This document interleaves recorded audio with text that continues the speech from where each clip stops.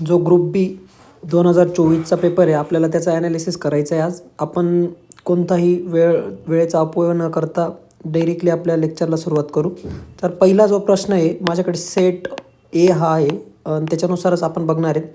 तर पहिला जो प्रश्न आहे तो घेऊ आपण. हिस्ट्रीपासून सुरुवात होते इथं.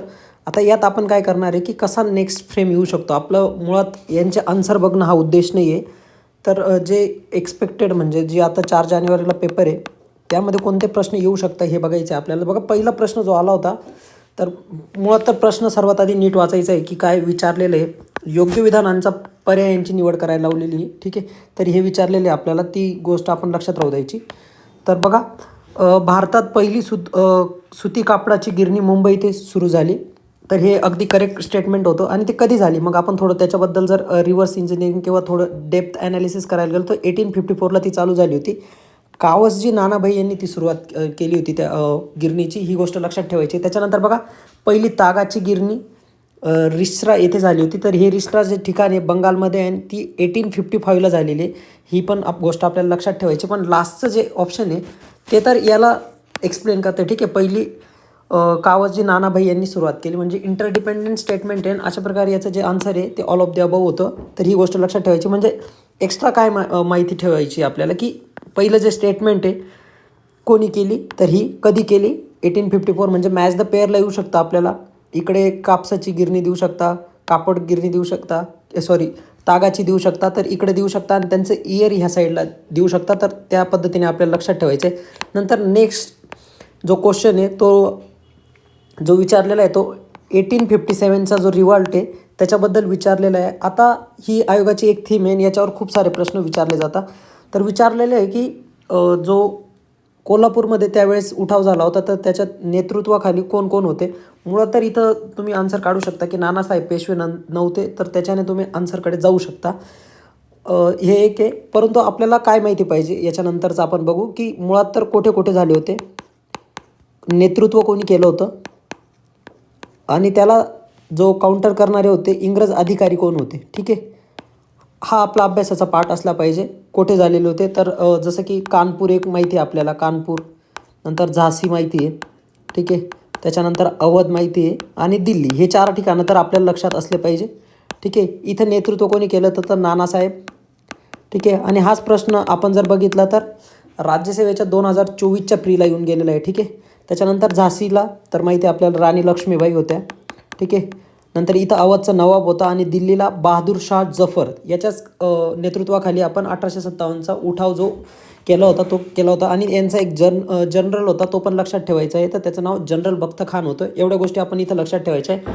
त्याच्यानंतर बाकीचे जे ऑप्शन आहे त्याचं आपण थोडंसं ॲनालिसिस जर करायला गेलं तर भीमा नाईक हे आदिवासी नेते होते मध्य भारतातले. त्याच्यानंतर रंगो बापूजी यांचा सातारा कट जो होता तो साताराची जी गादीचा प्रश्न होता तिथल्याशी रिलेटेड हे रंगो बापूजी आहेत.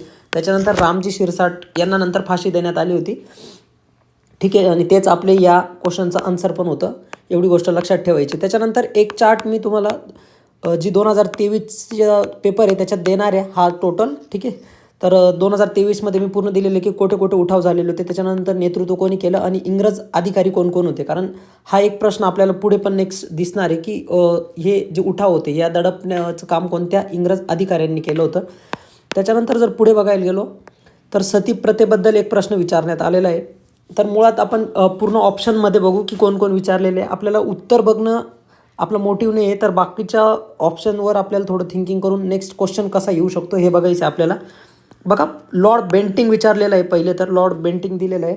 तर याचा जो टेन्युअर होता हा 1828 म्हणजे 1828 ते 1835पर्यंत होता. हा पहिला भारताचा काय होता, गव्हर्नर जनरल ऑफ इंडिया होता. ही गोष्ट लक्षात ठेवायची. आणि लास्ट काय होता, हा गव्हर्नर जनरल ऑफ बेंगॉलसुद्धा हाच होता. ही एक गोष्ट आपल्याला लक्षात ठेवायची. याच्याच काळात 1833चा ॲक्ट आला होता आणि ह्या ॲक्टनेच काय करण्यात आलं होतं, ही प्रोव्हिजन करण्यात आली होती. ही पण गोष्टी लक्षात ठेवायची. त्याच्यानंतर लॉ कमिशन कायदा कमिशन पण कायदा आयोग पण यांच्याच काळात आला होता. लॉर्ड मेकॉले त्या कायदा आयोगाचे अध्यक्ष होते. ती गोष्ट लक्षात ठेवायची. आणि त्यांनीच एक कायदा आणला होता सतीबंदी कायदा. ठीक आहे. 1829ला ती एक गोष्ट पण लक्षात ठेवायची. आणि जो होतं याच्यावर राजाराम मोहन रॉय आणि जगन्नाथ शंकर शेट किंवा नाना शंकर शेट यांच्या साईन होत्या. ही गोष्ट पण आपल्याला विचारली गेलेली आहे आयोगाकडून, तर ती गोष्ट लक्षात ठेवायची. नंतर महात्मा फुलेंचं जर काम बघितलं आपण तर जातीभेद आणि महिलांवरील अत्याचार याच्याशी रिलेटेड होतं. ज्यावेळेस आपण बघणार आहे की कोणकोणते समाजसुधारकांचा थोडा डीप अभ्यास केला पाहिजे, आपण एका व्हिडिओमध्ये त्याला पण ॲड केलेलं आहे. त्याच्यानंतर राजाराम मोहन रॉय, ठीक आहे, यांच्याबद्दल पण आपल्याला विचारलं गेलं की त्यांचं जी हे होतं त्यांचे काम, जसं की आत्मीय सभा होती, त्याच्यानंतर ब्राह्मो समाज होता, ठीक आहे. त्याच्यानंतर ब्राह्मो समाजाचे कसे कसे आपण नंतर पाठ बघितलेले बघा, आदी ब्राह्मो समाज, नंतर भारतीय ब्राह्मो समाज, ह्या गोष्टी पण आपल्याला इथं माहिती असल्या पाहिजे. त्याच्यानंतर बघा ईश्वरचंद्र विद्यासागर यांनी विधवा पुनर्विवाह तसेच महिला शिक्षणाचे काम केलं होतं आणि 1856मध्ये विधवा पुनर्विवाह हा कायदा संमत करण्यात आला होता. ही गोष्ट आपल्याला लक्षात ठेवायची. त्याच्यानंतर बघा पुढचा एक प्रश्न होता, त्यात विचारलं गेलं होतं की उत्तर तर बघा हे होतं त्याचं राजाराम मोहन रॉय, जस्ट फॉर तुमच्यासाठी माहिती म्हणून. तर बघा पुढचा प्रश्न आहे की समाज दिलेले आहे आणि त्यांचं इस्टॅब्लिशमेंट इयर दिलेलं आहे, ठीक आहे. तर हे तर आपल्याला उत्तर माहितीच असेल की प्रार्थना समाज, त्याच्यानंतर सत्य यांची पण कुठे कुठे झाली, तर प्रार्थना समाजाचं जे स्थापना होती ही मुंबईत झाली होती. त्याच्यानंतर सार्वजनिक सभा जी होती गवा जोशींची, त्यांना सार्वजनिक काका पण म्हणायचो, त्यांचं 1880ला झाली होती, पुण्यात झाली होती. आर्य समाज 1875, ठीक आहे. पण आता कोणी कोणी स्थापना केली होती तर त्यांची बघा आत्माराम पांडुरंग, सत्यशोधक समाज जर आला तर महात्मा फुले, गवा जोशी आणि स्वामी दयानंद सरस्वती. एवढ्या गोष्टी आपल्याला माहिती असणं गरजेचं आहे. हे थोडंसं आपल्याला याच्या रिलेटेड नंतर प्रश्न येऊ शकतात त्याच्यामुळे. तर आता इयर विचारले गेलेले आहे तर इकडं प्रश्न यायचा चान्सेस आहे की कोणी स्थापना केली होती, मॅच द पेअरला येऊ शकतो. त्याच्यानंतर पुढचा जर प्रश्न बघायला गेला, ठीक आहे, एखादा क्वेश्चन जो येतो आउट ऑफ दी बॉक्स येतो, त्याच्यामुळे आपण त्या क्वेश्चनबद्दल जास्त डिस्कस करणार नाही आहेत. ज्या क्वेश्चनवर नेक्स्ट वेळेस म्हणजे प्रेडिक्शन करून क्वेश्चन फ्रेम होऊ शकतं अशाच प्रश्नांचे आपण जास्त डीपली ॲनालिसिस करणार आहेत, ठीक आहे. त्याच्यानंतर बघा 1909मध्ये एक कामगार हितवर्धक सभा होती. आता प्रश्न कसा येऊ शकतो मॅच द पेअरला, जसा की आधीचा प्रश्न आहे बघा, इस्टॅब्लिशमेंट इयर दिलेलं आहे आणि इकडे ते समाज दिलेले, किंवा हे पण देऊ शकता की कोणी कोणी त्याची इस्टॅब्लिशमेंट केली. तर इथं प्रश्न कसा येऊ शकतो, कामगार हितवर्धक सभा कधी स्थापन झाली होती, तर 1909, म्हणजे स्टेटमेंटवरून सुद्धा काय बनू शकतो प्रश्न. त्याच्यानंतर बघा तिचं काम काय होतं, इथंच दिलेलं आहे, शिक्षण, कामगारांना शिक्षण, कायदेशीर सल्ला. हे काम कोण करत होती, कामगार हितवर्धक सभाच करत होती. ही गोष्ट आपल्याला लक्षात ठेवायची. आणि एकच जे ऑप्शन आहे खालीलपैकी ते याच्याशी रिलेटेड नव्हतं, बाकीचे तर होते. ही गोष्ट आपल्याला लक्षात ठेवायची. त्याच्यानंतर बघा कामगार चळवळ आणि ब्राह्मणेतर चळवळ, ठीक आहे, हा आपला एक सिलेबसचा मेन टॉपिक आहे. ही थीम आहे की याच्यावर जास्त प्रश्न विचारला जातात, त्याच्याशी रिलेटेड इथं आहे. इथं एक आपण नारायण मेघाजी लोखंडे यांचं पण काम बघितलं पाहिजे, ठीक आहे. त्यांच्यावर पण प्रश्न आलेले दिसतं आपल्याला, तर एवढी गोष्ट आपण लक्षात ठेवायची. त्याच्यानंतर पुढचा प्रश्न बघू आपण, होम रूल चळवळ म्हणजे काय. आता याचा आन्सर बघा आयोगाने काय दिलं आणि म्हणजे स्टुडंट काय एक्सपेक्ट करत होते आन्सर, त्याच्याबद्दल आपल्याला चर्चा नाही करायची आन्सरबद्दल. तर आपण हे बघू की नेमकं होम रूल चळवळ काय होती आणि कोणी कोणी. बघा 1919चा जो ॲक्ट होता मॉर्लो मिंटो, ठीक आहे, त्याच्यावर पण प्रश्न आलेले, तर मी सांगून देतो मॉर्लो मिंटो, ठीक आहे. मॉर्लो जे होते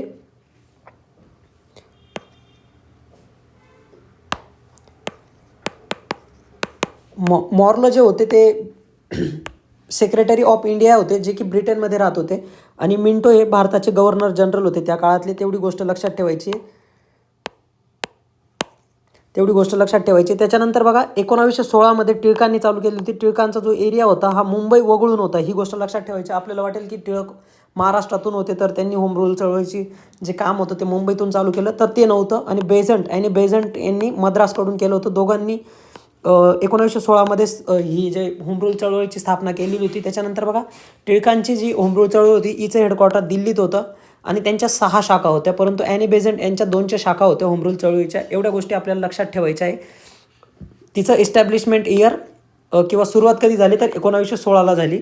ही गोष्ट लक्षात ठेवायची. म्हणजे आपल्याला क्रोनॉलॉजीमध्ये विचारलं जाऊ शकतं की कालानुक्रमानुसार खालीलपैकी द्या, तर आपल्याला माहिती असलं पाहिजे होम रूल चळवळ कधी झाली, 1916. टिळक आणि ॲनी बेझंट यांचं काम होतं तिथं. ही पण गोष्ट आपल्याला लक्षात ठेवता आली पाहिजे, ठीक आहे. त्याच्यानंतर आपण पुढचा प्रश्न बघू. आता पुढचा प्रश्न आपल्याला विचारलेला आहे सुरेंद्र बॅनर्जी यांच्याबद्दल. तर आपण थोडंसं ऑप्शनमध्ये बघू की हे कोण कोण आहेत. प्राध्यापक सुरेंद्र रामन कोण होते, नंतर WS ब्लंट, शिशिर कुमार घोष आणि आनंद मोहन बोस. उत्तर तर याचं हे, पण आपण बाकीचं बघू. बघा सुरेंद्रनाथ बॅनर्जी जे होते त्यांचं एक आत्मचरित्र आहे, त्याचं नाव लक्षात ठेवा आपल्याला. जसं की राज्यसेवा 2025ला एक प्रश्न विचारला, इंडिया फॉर इंडियन्स हे बुक कोणी लिहिलं असा एक प्रश्न होता, तर हे पण विचारलं जाऊ शकतं. सुरेंद्रनाथ बॅनर्जींचं जे बुक आहे अ नेशन इन मेकिंग अशा नावाचं त्यांचं आत्मचरित्र होतं आणि ते बुक पण आहे त्यांचं. ठीक आहे. आणि त्यांना काय म्हटलं जायचं, राष्ट्रगुरूसुद्धा म्हटलं जायचं. ठीक आहे. त्यांचं जर टेन्युअर बघायला गेलो तर 1848 1848 ते 1925 होता.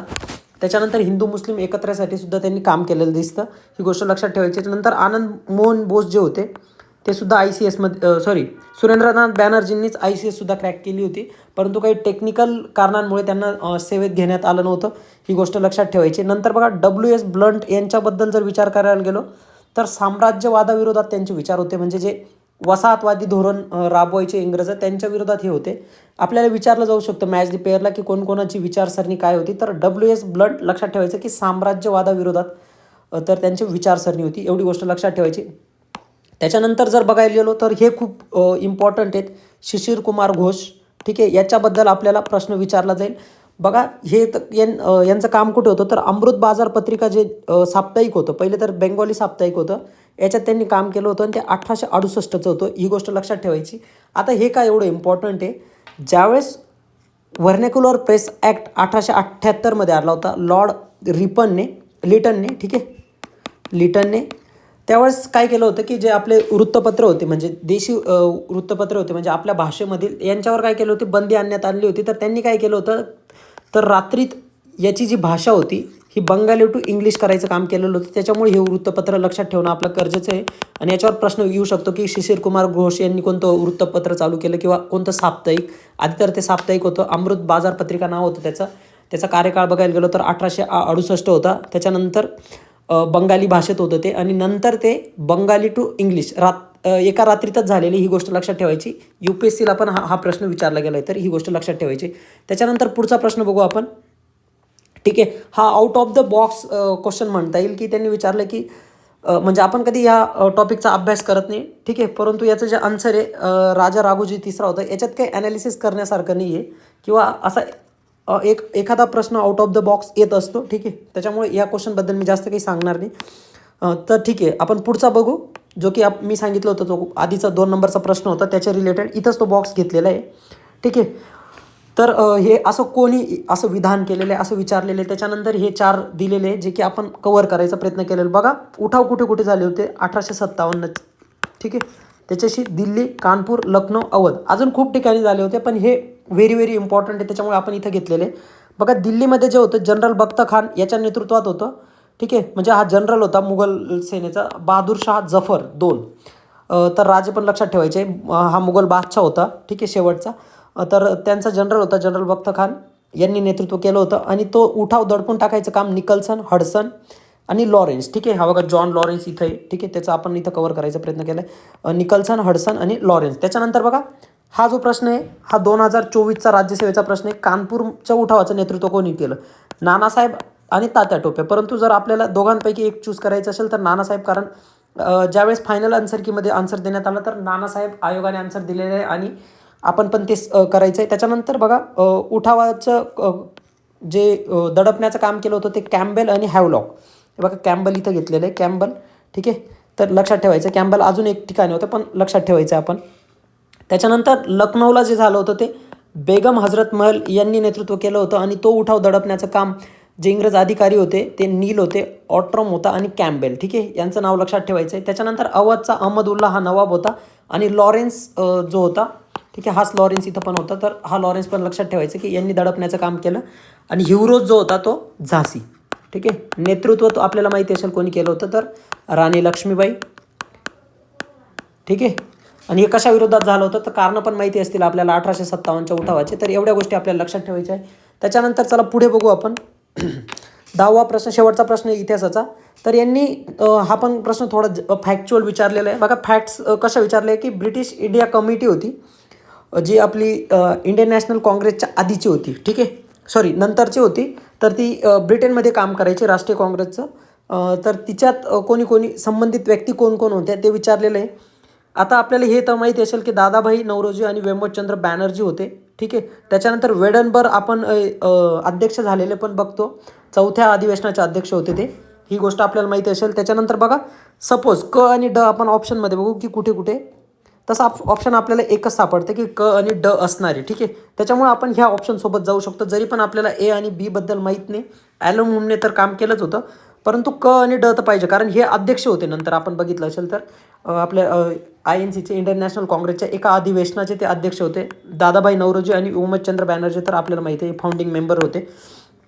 आणि हे जो व्यक्तिमत्व दिलेले फिलिप स्टंट आणि बॅडले, तर हे ब्रिटनमध्ये काँग्रेसची बाजू मांडणारे कार्यकर्ते होते. एवढी गोष्ट लक्षात ठेवायची. आता जॉग्राफीबद्दल बघू.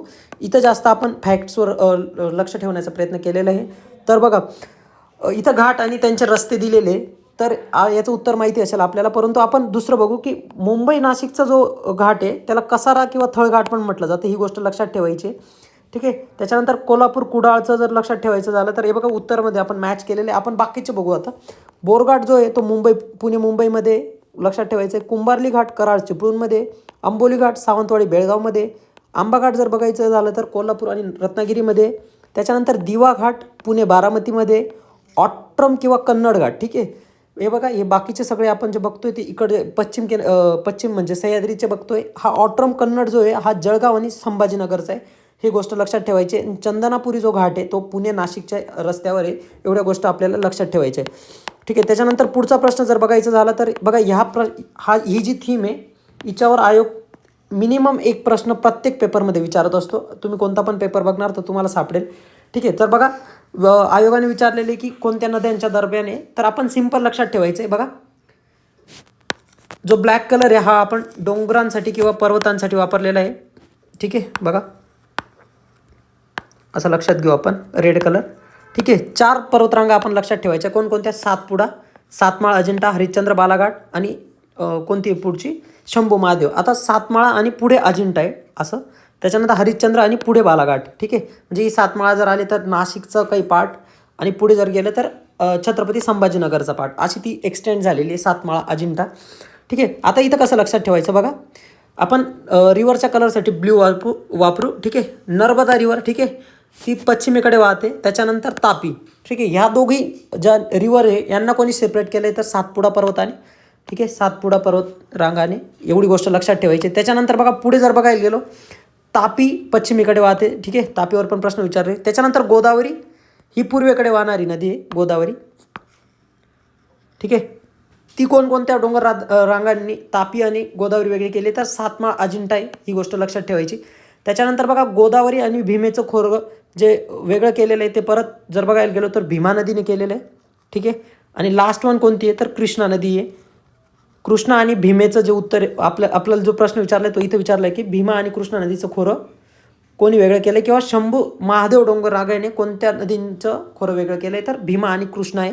लक्षात ठेवायचं बघा, नर्मदा, तापी, गोदावरी, भीमा आणि कृष्णा, आणि त्यांच्यामध्ये ह्या 4 पर्वतरांगा आहे, सातपुडा, सातमाळ अजिंठा, हरिश्चंद्र बालाघाट आणि शंभू महादेव. ही गोष्ट लक्षात ठेवायची. बघा, थोडंसं इरेज करून देतो म्हणजे आपल्याला लक्षात येईल, ठीक आहे. तर हे बघा, नर्मदा, सातपुडा, तापी, सातमाळा, त्याच्यानंतर सातमाळा अजिंठा, गोदावरी, हरिश्चंद्र बालाघाट, भीमा, शंभू महादेव आणि कृष्णा, असं लक्षात ठेवायचं आहे. चला पुढचा प्रश्न बघू, ठीक आहे. पुढचा प्रश्न विचारला आहे खनिज संपत्तीबद्दल विचारलेला आहे की अग्निजन्य खडकात काय आढळते. तर बघा, लोह, सोने, तांबे आपण बघितलं असेल की जो कर्नाटकाचा रिजन आहे, किंवा दुसरा पण जिथं की कोणता इग्नियस रॉक आहे, ठीक आहे, तर त्याच्यामध्ये हे खनिज आढळतं. ही गोष्ट आपल्याला माहिती असेल. त्याच्यानंतर बघा, सेडिमेंटरी रॉकमध्ये चुनखडक आणि जिप्सन, ते त्याचे टाईपच आहे, लाईमस्टोन आणि जिप्सन, हे तुम्हाला इथं सेडिमेंटेशनमध्येच आढळतं. आणि लास्ट वन काय विचारले, थोडं एक्स्ट्रीम स्टेटमेंट आहे. ह्या स्टेटमेंटकडे पण आपण लॉजिक बिल्ड करून बघायचं की रूपांतरित खडकात अभ्रक, गार्नेट सारखे आढळत नाहीत असं आयोगाने म्हटलेलं आहे. जर तुम्ही विचार केला की सपोज जर आढळलं तर काय, म्हणजे हे स्टेटमेंट काय होणार आहे, एखाद्या पण ठिकाणी म्हणजे की जो मेटामॉर्फिक रॉक आहे किंवा आपण त्याला रूपांतरित खडक म्हणतो, याच्यामध्ये जर आपल्याला अभ्रक किंवा गार्नेट सापडलं कोणत्या पण एका ठिकाणी जर सापडेल तर हे स्टेटमेंट काय होईल, रॉंग होईल. म्हणजे एक्स्ट्रीम बनवलेलं आहे आयोगाने की आढळत नाहीत, तर तसं नाही, काही काही ठिकाणी आढळतात, ठीक आहे, आढळतात असं असलं पाहिजे, ठीक आहे. एक्स्ट्रीम वर्ड आहे हा, या एक्स्ट्रीम वर्डकडे आपण लक्ष द्यायचं होतं आणि आपलं ऑप्शन आन्सर काढायचं होतं. ही गोष्ट लक्षात ठेवायची. दुसऱ्या एका व्हिडिओमध्ये आपण खनिज संपत्तीचं ॲड केलेलं आहे, ते दुसऱ्या प्रश्नामध्ये, तर तिथं आपण बघू, ठीक आहे. बघा, हा जो प्रश्न बघितला आहे नद्यांचा, त्याच रिलेटेड हा खालचा पण प्रश्न आहे, तर परत आपण एक वेळेस रिवाईज करून घेऊ. आता इथं विचारलेला प्रश्न काहीतरी आहे की नद्या विचारल्या, पर्वतरांगा दिल्या आहे, उपनदी ते. तर मुळात कसं लक्षात ठेवायचं बघा, आपल्याला गोदावरी, भीमा, कृष्णा, तापी, नर्मदा आणि कोकणमधील नद्यांचं पूर्ण नदी खोरे माहीत असणं गरजेचं आहे. ठीक आहे, नदी खोरे. आता काय करू, ज्या रिव्हरशी रिलेटेड प्रश्न असणार आहे आपण त्या रिव्हरशी रिलेटेड सर्व गोष्टी बघून घेणार आहे प्रत्येक क्वेश्चनमध्ये. सध्या इथं काय बघू आपण, गोदावरीबद्दल बघू. तर गोदावरीची एकूण लांबी जी आहे ती 1465 किलोमीटर आहे. त्याच्यात म्हणजे टोटल इंडियामध्ये घेतलेली आपण. त्याच्यानंतर महाराष्ट्राचा अबाउट 50%, 49 आहे पण अबाउट 50% जो एरिया आहे तो कव्हर करते. ठीक आहे, त्याच्यानंतर गोदावरीच्या जर दक्षिणेकडील किंवा उजव्या नद्या जर बघायचं ठरवलं तर दारणा आहे, प्रवर आहे, सिंदफणा आहे, मांजरा आहे. त्याच्यानंतर उजव्या किंवा डाव्या बघायचा प्रयत्न केला तर दक्षिण पूर्ण आणि प्राणहिता आहे. आणि प्राणहिता रिव्हरवर येलदरी आणि सिद्धेश्वर सारखी धरणं आपल्याला बघायला मिळतात. ही गोष्ट आपण गोदावरीच्या बाबतीत लक्षात ठेवायची. त्याच्यानंतर इथे जे एक स्टेटमेंट दिलं आहे की पैनगंगा. ठीक आहे, तर पैनगंगा अजिंठा डोंगर रांगेत उगम पावते, ही गोष्ट लक्षात ठेवायची. त्याच्यानंतर बघा आपण इथं असं बघतोय की मांजरा ही नदी गोदावरीची उपनदी आहे, इथं कृष्णेची दिलेली आहे, तर हे स्टेटमेंट रॉंग आहे. ठीक आहे, त्याच्यानंतर एवढे सगळं आपल्याला बघायचं होतं इथं. आणि सिंदफणा ही उजवी नाही, तर इथं कुठे दिलं आहे आपण, उजवीचे, बरोबर. ठीक आहे, सिंदफणा उजवी आहे, तर हे स्टेटमेंटसुद्धा बरोबर आहे. म्हणजे आपण जर बघायला गेलो ब आणि ड कुठे सापडते आपल्याला, सॉरी ब आणि ड नाही, सिंदफणा उजव्या नदी, सॉरी उत्तरेकडील विचारले तर उत्तरेकडील नाही, ती दक्षिणेकडील आहे. हे स्टेटमेंट रॉंग आहे. ठीक आहे, हे जे स्टेटमेंट सांगतोय मी हे रॉंग आहे. ठीक आहे, बी. तर हे बघा यांच्यापैकी तर महाराष्ट्रात भीमा नदीचं स्वतंत्र खोरं आहे, पण आयोगाने जे फायनल आन्सर दिले ते ओन्ली बी दिलेलं आहे. तर ही गोष्ट पण लक्षात ठेवायची. परंतु जर बघितलं आपण असा महाराष्ट्राचा एरिया आहे, इथं भीमा नदीचं खोरं आहे आणि इथं कृष्णा नदीचं खोरं आहे. महाराष्ट्रात तरी सेपरेट आहे, पण ऑल ओव्हर इंडियात भीमा नदी ही कृष्णेची उपनदी असल्यामुळे तिचं सेपरेट खोरं नाही आहे. ही गोष्ट लक्षात ठेवायची. बाकीच्या ज्या नद्यांबद्दल आहे आपण ते दुसऱ्या म्हणजे जिथं प्रश्न विचारलेला आहे त्या प्रश्नाच्या ठिकाणी लगेच बघून घेऊ. त्याच्यानंतर पुढचा प्रश्न आहे की 1960 आणि 1920मध्ये प्रशासकीय विभागांचं आपल्याला विचारलं आहे की किती आहेत. तर जरी आपल्याला 1960मध्ये माहीत नसतील तर 2020चा विचार करायचा होता. तर 2020चा जर विचार केला तर 6 आहेत आणि 6 फक्त तुम्हाला एकाच ऑप्शनमध्ये दिसते, तर तुम्ही जाऊ शकता. ठीक आहे, तर आता बघू की मुळात 1960मध्ये किती होते. तर कोकण एक होतं, पुणे, औरंगाबाद म्हणजे छत्रपती संभाजीनगर आणि नागपूर असे 4 विभाग होते. त्याच्यानंतर बघा नंतर आपल्याला असं दिसतं की पुण्यामधून नाशिक वेगळं करण्यात आलं आहे. आधी नाशिक जो विभाग होता हा पुण्यामध्येच होता आणि नागपूरमधून अमरावती हा एक विभाग केला आहे. तर आता टोटल 6 आहेत, ही गोष्ट लक्षात ठेवायची. ठीक आहे, 6 आहेत आणि आधी कोणते होते तर 4 हे होते. ठीक आहे, ही पण गोष्ट आपल्याला लक्षात असली पाहिजे. त्याच्यानंतर आता मृदा संपत्तीबद्दल पुढचा प्रश्न विचारलेला आहे. त्याच्यात बघा मॅच द पेअर दिले आहे की कोणत्या प्रदेशामध्ये कोणकोणती मृदा आढळते असं विचारलेलं आहे. तर जर बघायला गेलो तर आपल्याला सर्व माहितीच आहे, परंतु आपण एकेकाबद्दल थोडंसं माहिती करू की काळी कापसाच्या मृदेबद्दल विचारलेलं आहे. ठीक आहे, तर 75% ही मृदा महाराष्ट्रात आढळते, ही गोष्ट लक्षात ठेवायची. त्याच्यानंतर तिचा जो काळा रंग आहे हा टिटॅनिफेरस मॅग्नेटाईटमुळे. त्याच्यानंतर जांभी मृदेला लॅटराइट सॉईल पण म्हटलं जातं आणि तांबडी मृदेत आयनचं प्रमाण जास्त असल्यामुळे तिचा कलर तांबडा होतो, ही गोष्ट लक्षात ठेवायची. त्यांचा प्रदेश दिलेला आहे हा इथं. बाकीच्या जेवढे पण प्रश्न आहेत त्याच्यात आपण बाकी माहिती बघू. त्याच्यानंतर बघा हा एक प्रश्न बघू आपण. हा आपल्या महाराष्ट्राच्या जॉग्रफीबद्दल विचारण्यात आलेला आहे की काय 2 नद्यांच्या दरम्यान आहेत. आता इथं बघायचं जर बघितलं ठरवलं तर बघा हा सपोज आपण इंडियाचा मॅप ड्रॉ करायचा प्रयत्न केला. ठीक आहे, आणि इकडं जर गेलो, ठीक आहे दुसरा मॅप घेऊ तुम्ही. ठीक आहे, हाच मॅप घेऊ आपण. आपल्याला पंजाब हिमालय विचारलेलं आहे. ठीक आहे, पंजाब हिमालय बघा यमुना, त्याच्या सिंधू सतलज दिलेलं आहे, सतलज गंगा दिलेलं आहे, त्याच्यानंतर चिनाब यमुना दिलं आहे आणि काली तिस्ता दिलं आहे. बघा हे जर काली आणि तिस्तारीवर बघायचं गेलं तर हे आपण ईस्टर्न हिमालयामध्ये बघतो. ठीक आहे, आपल्याला वेस्टर्न हिमालय विचारलं आहे. पंजाब हिमालय म्हणजे वेस्टर्न हिमालय, ही गोष्ट लक्षात ठेवायची. गंगा रिवर आणि जर यमुना रिवर पाहिल्या तर ह्या सेंट्रल हिमालयाच्या पार्ट आहे, मध्य हिमालय, आणि पंजाब हिमालयाचं तुम्हाला सिंधू सतलज. ठीक आहे, आता इथं कसं आहे, इथं पण लक्षात ठेवायचं आहे. सर्वात वरती जर बघायला गेलं तर सिंधू नदी आहे. ठीक आहे, त्याच्यानंतर बघा चिनाब आहे, त्याच्यानंतर झेलम आहे. ठीक आहे, यानंतर तुम्हाला माहिती आहे असं, आणि नंतर लास्ट वन जी मिठानकोटला मिळते ती सतलज नदी आहे, सतलज. ठीक आहे, सतलजला मिळणारी बियास आहे आणि एक रावी रिवर आहे जी की इकडं मिळते. ठीक आहे, म्हणजे इंडस, चिनाब, झेलम लक्षात ठेवायची आणि रावी. ठीक आहे, आणि एवढे सगळे हा नदी प्रणाली पण लक्षात ठेवायची, विचारलं जाईल. ठीक आहे, एवढ्या गोष्टी इथं लक्षात ठेवायच्या होत्या. उत्तर तर ते. त्याच्यानंतर बघा पुढे बघू आपण वाऱ्यांबद्दल प्रश्न विचारलेले, क्लायमॅटिक झोनबद्दल.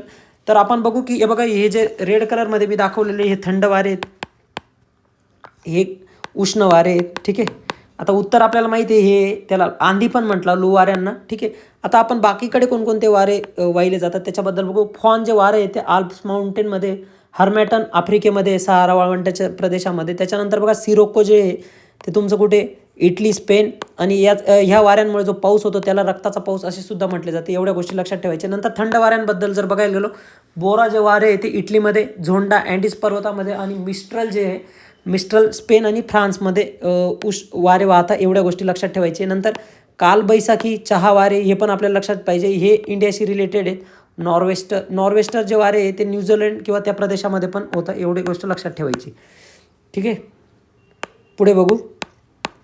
बघा, हा लॉजिकने जायचं होतं, इथं कुठेही आपल्याला याचं उत्तर सापडत नाही. बघा काय विचारलं की कोरडवाहू शेती. आता कोरडवाहू जर शेती बघायचं झालं तर कुठे असणार आहे, सर्वात कमी पाऊस कुठे होतो. ठीक आहे, जर आपण बघायला गेलो तर आपल्याला दोनच ऑप्शन सर्वात कमी पाऊस पडणारे दिसतं. एक ब ऑप्शन आहे आणि एक ड आहे. पण जर खाली बघायला गेले तर फक्त ब कुठे दिसत नाही. ठीक आहे, त्याच्यामुळे आपण पुढच्या ऑप्शनचा जर विचार करायला गेलो, 40 ते 100 सेंटीमीटर आणि आपल्याला हे उत्तर जे दिसते इथं दिसते. त्याच्यानंतर बघा, जिथं 30 सेंटीमीटरपेक्षा पण पाऊस कमी पडतो ना मित्रांनो, ते वाळवंटी प्रदेश असतात.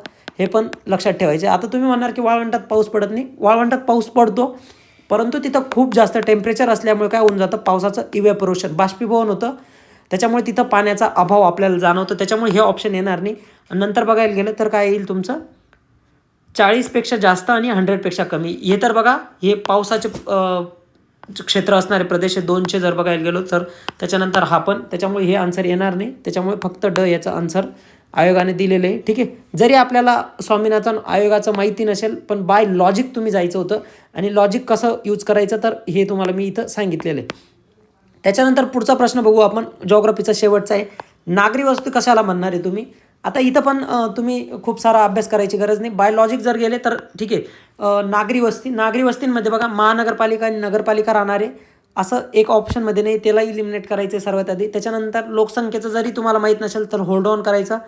इथं बघायचं होतं तुम्ही की किती टक्के लोक, 75% आकडा आहे हा. ठीक आहे, 75%पेक्षा जास्त लोक जर नॉन ॲग्रिकल्चर, बिगर शेती व्यवसायात असतील तर अशा प्रदेशाला आपण काय नागरी वस्ती म्हणून डिक्लेअर करतो. म्हणजे क पण बरोबर पाहिजे, आणि क नाही पाहिजे तुम्हाला ऑप्शनमध्ये. मग क कुठे नाही आहे, क इथं आहे म्हणजे हे पण नाही येणार. वरील सर्वमध्ये पण क आहे म्हणजे ह्या ऑप्शन बरोबर. जरी पण तुम्हाला बाकीचं माहीत नसेल 400 हे, तर हे हा जो आयोगाने हा कॅच पॉईंट दिलेला होता हे माहिती असणं गरजेचं होतं. तो आकडा जो आहे तो 75%चे जेवढे लोक आहे ते नॉन ॲग्रिकल्चर ॲक्टिव्हिटीजमध्ये इन्व्हॉल्व पाहिजे, ही गोष्ट लक्षात ठेवायची होती. त्याच्यानंतर चला पुढे बघू आपण. पुढे इकॉनॉमीचे दिलेले जे फॅक्च्युअल क्वेश्चन आहे त्याचं फक्त आपण आन्सर बघू. पण जिथं कन्सेप्ट आहे आपण पूर्ण कन्सेप्ट प्रत्येक क्वेश्चनची बघणार आहोत. त्यालाच PYQ ॲनालिसिस करणं किंवा नंतर कसे प्रश्न येतील हे बघणं सुद्धा म्हणतात. तर पहिला प्रश्न जो विचारला आहे तो औद्योगिक कामगारांसाठी ग्राहक किंमत निर्देशांकाबद्दल विचारलं की काय काय खरं आहे. ठीक आहे, आता इथं बघा एक्स्ट्रीम केलेला दिसतो की हे भारतातील सर्व नागरिकांना लागू होतो, मग त्यांचे कार्यक्षेत्र कोणतेही असो. बघा, जो आपण CPI consumer price index IW, हे बघा इथं जर बघितलं ना, तुम्हाला इंग्लिशमध्ये जर रीड केला असता तर दिसलं असतं, हा स्पेसिफिकली फक्त इंडस्ट्रियल वर्करसाठीच आहे. त्याच्यामुळे कोणतेही येणार नाही. तर त्याच्यामुळे हे जे ऑप्शन आहे हे कट होऊन जातं तुमचं. ही गोष्ट लक्षात ठेवायची की कोणत्याही कामगारांसाठी नाही, हे फक्त औद्योगिक कामगारांसाठीच होतं. त्याच्यानंतर बघा, केवळ किमान वेतन निश्चित करण्यासाठी वापरलं जातं, तर तसं नाही आहे. तर महागाई भत्ता असेल म्हणजे डिअरनेस अलाउन्स किंवा बाकी अलाउन्स असतील त्याच्यासाठी सुद्धा हा वापरला जातो. ही पण गोष्ट आपल्याला लक्षात ठेवायची. म्हणजे एक्स्ट्रीम करता हे शब्द बघा, कोणतेही म्हणजे काय, हे खूपच जनरल करून दिलं या स्टेटमेंटला. तर जनरल केलं आहे म्हणजे का, वरती तर तुम्हाला दाखवतोय प्रश्नामध्ये की औद्योगिक कामगारांसाठी, आणि खाली काय म्हणते की कोणतेही असो, कोणतेही नाही, औद्योगिक कामगारच लागतील. ठीक आहे, बाकीच्यांसाठी कोणतं आहे तर consumer price index for agriculture labourers म्हणजे कृषी आणि रुरल लेबरर्ससाठी वेगळं आहे. ही पण गोष्ट आपल्याला माहिती असली पाहिजे. त्याच्यानंतर बघा तिसरं स्टेटमेंट काय म्हणते, हे वस्तू आणि सेवांच्या एका निश्चित बास्केटवर आधारित आहे जे कधीही बदलत नाही. तर तसं नसतं. बेस इयर नावाची एक कन्सेप्ट असते जी की आपण रिसेंटली चेंज केली, 21-22 केलेलं आहे आपण बेस इयर. ठीक आहे, विश्वनाथ गोल्डार समिती लक्षात राहू द्या कशाशी रिलेटेड आहे तर बेस इयरशी रिलेटेड आहे. आधी जे होतं ते 2011-12 हे बेस इयर होतं, आता ते चेंज करण्यात आलं. ही गोष्ट लक्षात ठेवायची.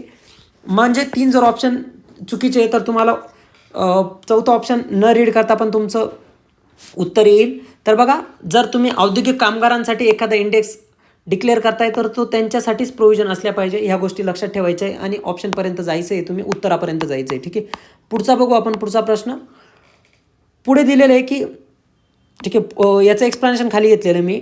बघा काय विचारलं आहे की मध्यवर्ती बँकेच्या गुणात्मक नियंत्रणाचे साधन आहे असं विचारलेलं आहे. बघा, दोन प्रकारच्या पॉलिसीज असतात आपल्याकडे, एक फिस्कल पॉलिसी आणि मॉनिटरी पॉलिसी. आपल्याला माहिती असेल जी फिस्कल पॉलिसी असते, ठीक आहे, ही जी पॉलिसी ही कोणती आहे तुमची मॉनिटरी पॉलिसी आहे. ठीक आहे, मॉनिटरी पॉलिसी. ठीक आहे, चलनविषयक जी ही आपली चलनविषयक काय म्हणतात त्याला पॉलिसी आहे, ही कोण कंट्रोल करतं तर RBI कंट्रोल करतं. ही गोष्ट लक्षात ठेवायची आणि त्याच रिलेटेड आपल्याला प्रश्न विचारला आहे. आणि दुसरी जी पॉलिसी आहे ती फिस्कल पॉलिसी, जी गव्हर्नमेंट कंट्रोल करत असतं. ही गोष्ट लक्षात ठेवायची. असा पण प्रश्न येऊ शकतो की मॉनिटरी पॉलिसीवर कोणाचं कंट्रोल असतं तर RBIचं, आणि फिस्कल पॉलिसीवर कोणाचं कंट्रोल असतं गव्हर्नमेंटचं. तर चला, जो प्रश्न विचारलेला आहे आपण त्याचं थोडंसं बघू. दोन प्रकारच्या मेथड असतात RBIकडे. मग ठीक आहे, RBI दोन प्रकारे काय करू शकतं, चलनविषयक जे आपले कंट्रोल आहे किंवा चलनविषयक पॉलिसी बनवत असतं. त्याच्यात बघा, एक गुणात्मक आणि एक संख्यात्मक धोरण राबवत असते. संख्यात्मक म्हणजे काय की संख्येमध्ये बदल करणं, की काहीतरी नंबर आहे त्या नंबरमध्ये चेंज करणं म्हणजे संख्यात्मक आहे तुमचं. आणि गुणात्मक म्हणजे की काहीतरी क्वालिटीमध्ये तुमच्या चेंज करताय तुम्ही. त्याच्यामुळे तुमचा जे पण इन्फ्लेशन टार्गेट किंवा जे पण चलनविषयक धोरण आहे याच्यात बदल होईल तर त्याला गुणात्मक समजायचं आहे. मग बघा, तुमचं संख्यात्मकमध्ये कोणकोणतं येतं तर रेपो रेट, म्हणजे की बघा तुम्ही दर 4 महिन्यांनी किंवा दर 3 महिन्यांनी क्वार्टरली काय करत असते, मॉनिटरी पॉलिसीचे आकडे जाहीर होत असतात, त्याच्यात ते चेंज करत असतात रेपो रेट. ठीक आहे, त्याच्यानंतर बाकीचे पण रेट. एक वेळेस तुम्ही रेपो रेट चेंज केला की बाकी ॲटोमॅटिक बाकीचे डिक्लेअर करत नाही RBIचे गव्हर्नर, परंतु लक्षात ठेवायचं की ज्यावेळेस रेपो रेट बदलवला जातो किंवा चेंज केला जातो तो ॲटोमॅटिकली खालचे जे रेट्स असणार आहे ते पण चेंज होता. मग आता खालचे काय काय, एक रिव्हर्स रेपो रेट आहे, एक SLR स्टॅट्युटरी लिक्विडिटी रेशो आहे, त्याच्यानंतर कॅश रिझर्व रेशो आहे, नंतर ओपन मार्केट ऑपरेशन आणि लिक्विडिटी ॲडजस्टमेंट फॅसिलिटी. जेवढे सगळे टूल्स आहेत हे कुठे येतात, तुमचे क्वांटिटेटिव्ह टूल्समध्ये येतात. ही गोष्ट लक्षात ठेवायची. त्याचा आन्सर पण ओपन मार्केट ऑपरेशन होतं. आता ह्याच्यात काय होतं बघा, ज्या रेटने RBI बँकांना कर्ज देते त्या रेटला काय म्हणायचं, रेपो रेट. आणि ज्या वेळेस जेवढ्या पण आपल्या बँक्स आहेत ह्या बँक्स RBIला कर्ज देतील तर त्याला रिव्हर्स रेपो रेट म्हणायचं आहे. बघा कसं लक्षात ठेवायचं आहे. इथं सपोज आपण कोण घेऊ, RBI घेऊ, आणि इथं कोण घेऊ, बँक घेऊ आपल्या. ज्यावेळेस RBI बँकांना कर्ज देईल त्याला काय म्हणणार तुम्ही, रेपो रेट. ज्या रेटने देईल त्याला रेपो रेट म्हणायचं आहे. ज्यावेळेस बँका RBIला कर्ज देतील त्यावेळेस काय होणार आहे, रिव्हर्स रेपो रेट. आता तुम्ही म्हणणार RBI कसं बँकेकडून कर्ज घेईल. बघा, ही जी कन्सेप्ट आहे, बँक कशासाठी आहे, मुळात तर बँक्स कशासाठी आहे, लोकांना कर्ज देण्यासाठी. मग काय करेल, ज्यावेळेस RBI रिव्हर्स रेपो रेटचा रेट वाढवते त्यावेळेस बँक पब्लिकला लोन न देता कोणाला देणार आहेत, RBIला देणार आहेत. म्हणून आपण याला काय म्हणतो, गुणात्मक, म्हणजे संख्येमध्ये चेंज करते. संख्यात्मक म्हणतो आपण, क्वांटिटीमध्ये चेंज करते. सपोज 4% रेपो रेट असेल तर त्याला 4.5% करणं, किंवा 4 असेल तर 3.5, म्हणजे इन्फ्लेशन किती आहे मार्केटमध्ये त्याच्यानुसार बदल करणं, म्हणजे रेपो रेट आणि रिव्हर्स रेपो रेट. त्याच्यानंतर बघा SLR, म्हणजे काहीतरी अमाऊंटमध्ये जी हे असणार आहे तुमचं ते कोणाकडे ठेवणं, बँक स्वतःकडेच ठेवत असते. ही गोष्ट लक्षात ठेवायची. स्टॅट्युटरी लिक्विडिटी रेशो म्हणजे तुम्ही सोने किंवा पैसे किंवा जे आपले ट्रेझरी बिल्स असणार आहे गव्हर्नमेंटचे, यामध्ये बँकेचा पैसा, म्हणजे सपोज बँकेकडे जर 100 रुपये आले, ठीक आहे, बघा बँकेकडे जर 100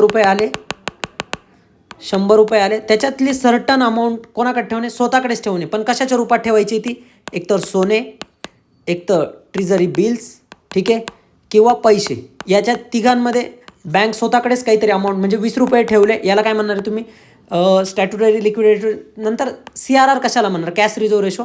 जे 100 रुपये बँकेकडे आलेले होते त्याच्यापैकी 5 रुपये कोणाकडे ठेवायचे, RBIकडे. ठीक आहे, याला काय म्हणायचं, कॅश रिझर्व रेशो. ठीक आहे, म्हणजे 100 रुपये तुमच्याकडे आले बँकेकडे, एखाद्या बँकेकडे, बँकेने काय करायचं की 5 रुपये कोणाकडे द्यायचे, जमा करायचे, RBIकडे. आणि RBI ह्या पैशांबद्दल कोणतंही व्याज देत नाही. ही गोष्ट पण लक्षात ठेवायची, प्रश्न येऊ शकतो. म्हणजे बँकेने स्वतःकडे ठेवायचं असेल तर SLR, बँकेने RBIकडे ठेवायचं असेल तर CRR. ही गोष्ट लक्षात ठेवायची. त्याच्यानंतर बघा, ज्यावेळेस RBI ट्रेझरी बिल्स मार्केटमध्ये इश्यू करते म्हणजे विकायला, त्यावेळेस ते जे ऑपरेशन असतं ते ओपन मार्केट ऑपरेशन असतं. म्हणजे बँकेने काय करायचं, RBIने ट्रेझरी बिल्स मार्केटमध्ये आणायचे, ते विकायचे आणि मार्केटमधला जो पैसा राहणार आहे त्याच्या बदल्यात तो मार्केटमधून काढून घ्यायचा. याला काय म्हणतो आपण, ओपन मार्केट ऑपरेशन. याच्याच विरोधात कसं होऊ शकतो, ज्यावेळेस मार्केटमध्ये खूप कमी पैसा आहे, त्याच वेळेस काय करणार आहे, ज्या मार्केटमध्ये ट्रेझरी बिल्स असणार आहेत ते RBI काय करून घेऊ शकते, विकत घेऊ शकते आणि त्या बदल्यात पैसा इश्यू करू शकते. त्याच्यानंतर लिक्विडिटी ॲडजस्टमेंट फॅसिलिटी नावाचा पण एक प्रकार असतो, जो की आपण येणाऱ्या क्वेश्चनमध्ये बघणार आहे. तर एवढ्या सगळ्या गोष्टी बघायच्या होत्या आपल्याला आणि सर्व बघितलेले आहे मी. बघा, संख्यात्मक तुम्हाला सर्व एक्सप्लेन केलेले, कन्सेप्ट एक्सप्लेन केलेले आणि या कन्सेप्टकडे तुम्ही लक्षात ठेवायचे की रेपो रेट काय, reverse repo rate, SLR, CRR, open market operation हे लक्षात ठेवायचे. आणि हे संख्यात्मक, संख्येमध्ये बदल करता म्हणून संख्यात्मक ही पण गोष्ट लक्षात ठेवायची. आता बघा इकडे बघू आपण गुणात्मकमध्ये कोणकोणते होते. ठीक आहे, इथं काय विचारलं आहे, नॉट म्हणजे एक बाकीचे कोणते होते, तुमचं कंट्रोल ऑन कंझ्युमर क्रेडिट, त्याच्यानंतर रेग्युलेशन ऑफ मार्जिनल रिक्वायरमेंट, नंतर कंट्रोल थ्रू इश्युइंग डायरेक्टिव्ह. बरोबर आहे, इश्युइंग डायरेक्टिव्ह म्हणजे RBI काहीतरी गाईडलाईन इश्यू करू शकतं, बँकांना की सांगू शकतं की तुम्ही कोणत्या सेक्टरला लोन दिलं पाहिजे, कोणत्या सेक्टरला दिलं नाही पाहिजे. हे कुठं येणार आहे तुमचं डायरेक्टिव्हमध्ये. कंझ्युमर क्रेडिटमध्ये कसं येणार आहे, सपोज की तुम्ही दोन जे कॅन्डिडेट आहे ते लोन घेत आहे, एक टुरिझमसाठी घेतो आहे सपोज, ठीक आहे, आणि एक काहीतरी बिझनेससाठी लोन घेतलं, बिझनेस ओपन करायचं आहे. म्हणजे काय की ज्यावेळेस जो टुरिझमसाठी एखादा व्यक्ती लोन घेणार आहे, ते लोन जर देणार आहे ते आपण त्याचा जो इंटरेस्ट रेट आहे हा तो आपण वाढून द्यायचा, आणि एखादा जर बिझनेससाठी घेणार आहे त्याचा जो लोन रेट आहे, इंटरेस्ट रेट आहे, आपण तो कमी करायचा. अशा प्रकारे काय करू शकतं, कंझ्युमर क्रेडिटवर RBI रेग्युलेशन आणू शकतं. त्याच्यामुळे त्याला कंझ्युमर क्रेडिट म्हणणं आहे, की क्रेडिट रेशनिंग पण म्हणतात त्याला, की तुम्ही कोणाला क्रेडिट दिलं गेलं पाहिजे. म्हणजे बिझनेसने काय होणार आहे, एम्प्लॉयमेंट वाढणार आहे, प्रोडक्शन वाढणार आहे. म्हणजे अशाच जे लोन्स आहे आपण त्यालाच प्रायोरिटी दिली गेली पाहिजे, ना की टुरिझमला. टुरिझमने काही हे होणार नाही, म्हणजे काही कॅपिटल इन्व्हेस्टमेंट होणार नाही, भांडवल इन्व्हेस्ट होणार नाही. त्याच्यामुळे आपण त्याला थोडंसं लिमिट केलं पाहिजे. अशा सगळ्या गोष्टी लक्षात ठेवायच्या होत्या. एवढ्या सगळ्या गोष्टी इथं होत्या. त्याच्यानंतर बघा काय होतं, अजून एक option, regulation on margin requirement म्हणजे कोणत्या सेक्शन्सला दिलं गेलं पाहिजे हे सुद्धा कोण ठरवून देणार आहे, RBI ठरवून देईल. या गोष्टी इथं लक्षात ठेवायच्या होत्या, ज्या की तुमच्या क्वालिटेटिव्ह टूल्समध्ये होतं. ठीक आहे, इथं क्वालिटेटिव्ह क्रेडिट जरी शब्द असला तरी याला आपण काय म्हणायचं, क्वालिटेटिव्ह टूल्स. क्वालिटेटिव्ह क्रेडिट जरी शब्द असला तर क्वालिटेटिव्ह टूल्स म्हणायचं आहे, आणि बाकीचे जे टूल्स असणार हे क्वांटिटेटिव्ह टूल्स आहे. ही गोष्ट लक्षात ठेवायची. पुढचा प्रश्न बघू आपण. बघा, फॅक्च्युअल प्रश्न होता, नॉट नेसेसरी की तुम्हाला माहितीच असलं पाहिजे. काय विचारलं इथं, भारतीय हस्तोद्योग विकास महामंडळाची स्थापना 1958 साली झाली. आता जरी माहीत नसेल तुम्हाला तरी ठीक आहे. त्याच्यानंतर PM विश्वकर्मा कौशल्य योजना ही एक केंद्रशासन पुरस्कृत योजना आहे. जर माहीत नसेल तर तुम्ही अशा ऑप्शनसोबत, सेफ ऑप्शनसोबत जायचं आहे. याच्यात काही लॉजिक नाही आहे. हा योजना जो टॉपिक आहे याच्याशी रिलेटेड प्रश्न विचारलेला आहे.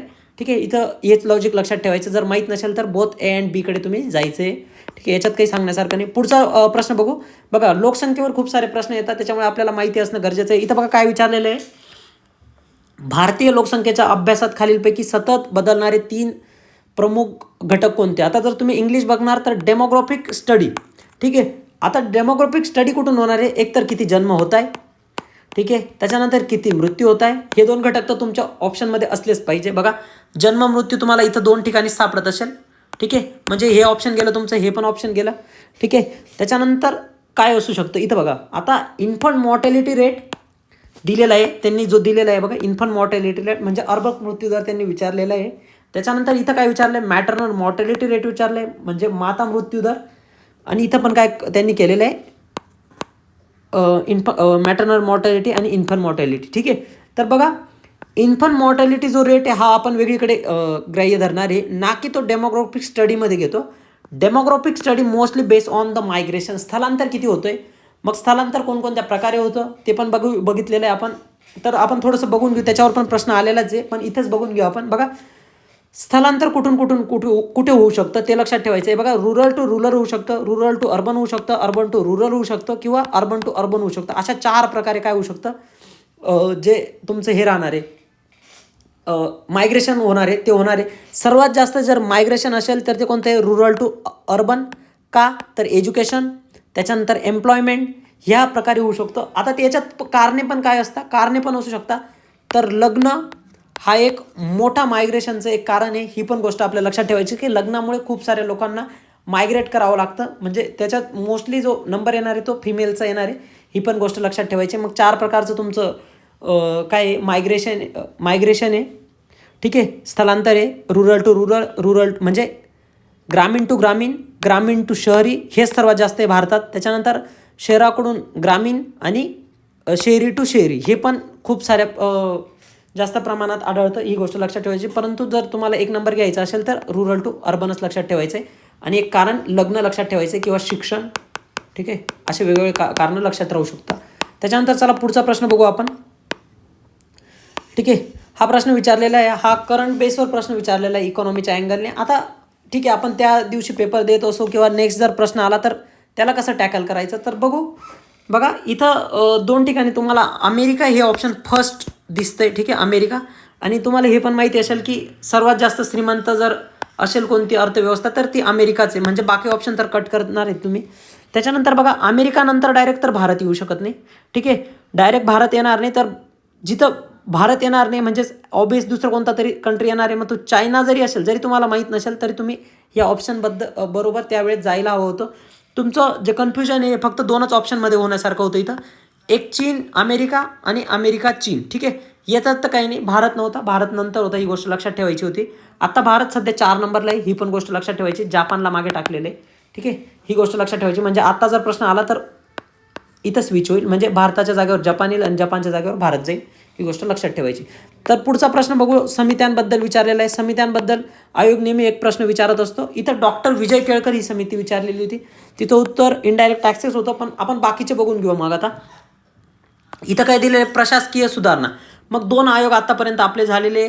पहिला जो झालेला होता तो 1967 मध्ये झाला होता. त्याचे अध्यक्ष मोरारजी देसाई होते. आणि सेकंड जो आयोग झालेला होता तो वीरप्पा मोईली यांच्या कार्यकाळात झाला होता. तो 2005चा आयोग होता. ही पण गोष्ट लक्षात ठेवायची. त्याच्यानंतर व्यापारविषयक सुधारणा असा काही आयोग नाही आहे. ठीक आहे, किंवा असं काही त्याच्याबद्दल माहिती ठेवायची नाही. इनडायरेक्ट टॅक्सचं तर मी तुम्हाला सांगितलं. ठीक आहे, त्याच्यानंतर टॅक्सेशन रिलेटेड बाकीचं पण लक्षात ठेवू की चलैया समिती. ठीक आहे, आपण 2023चा एक प्रश्न बघू तर तुम्हाला तिथं पण ही चलैया समिती सापडणार आहे. तर ही कर सुधारणांची रिलेटेड होती. त्याच्यानंतर प्रत्यक्ष कर किंवा डायरेक्ट टॅक्सची रिलेटेड वांचू समिती होती. ही गोष्ट लक्षात ठेवायची.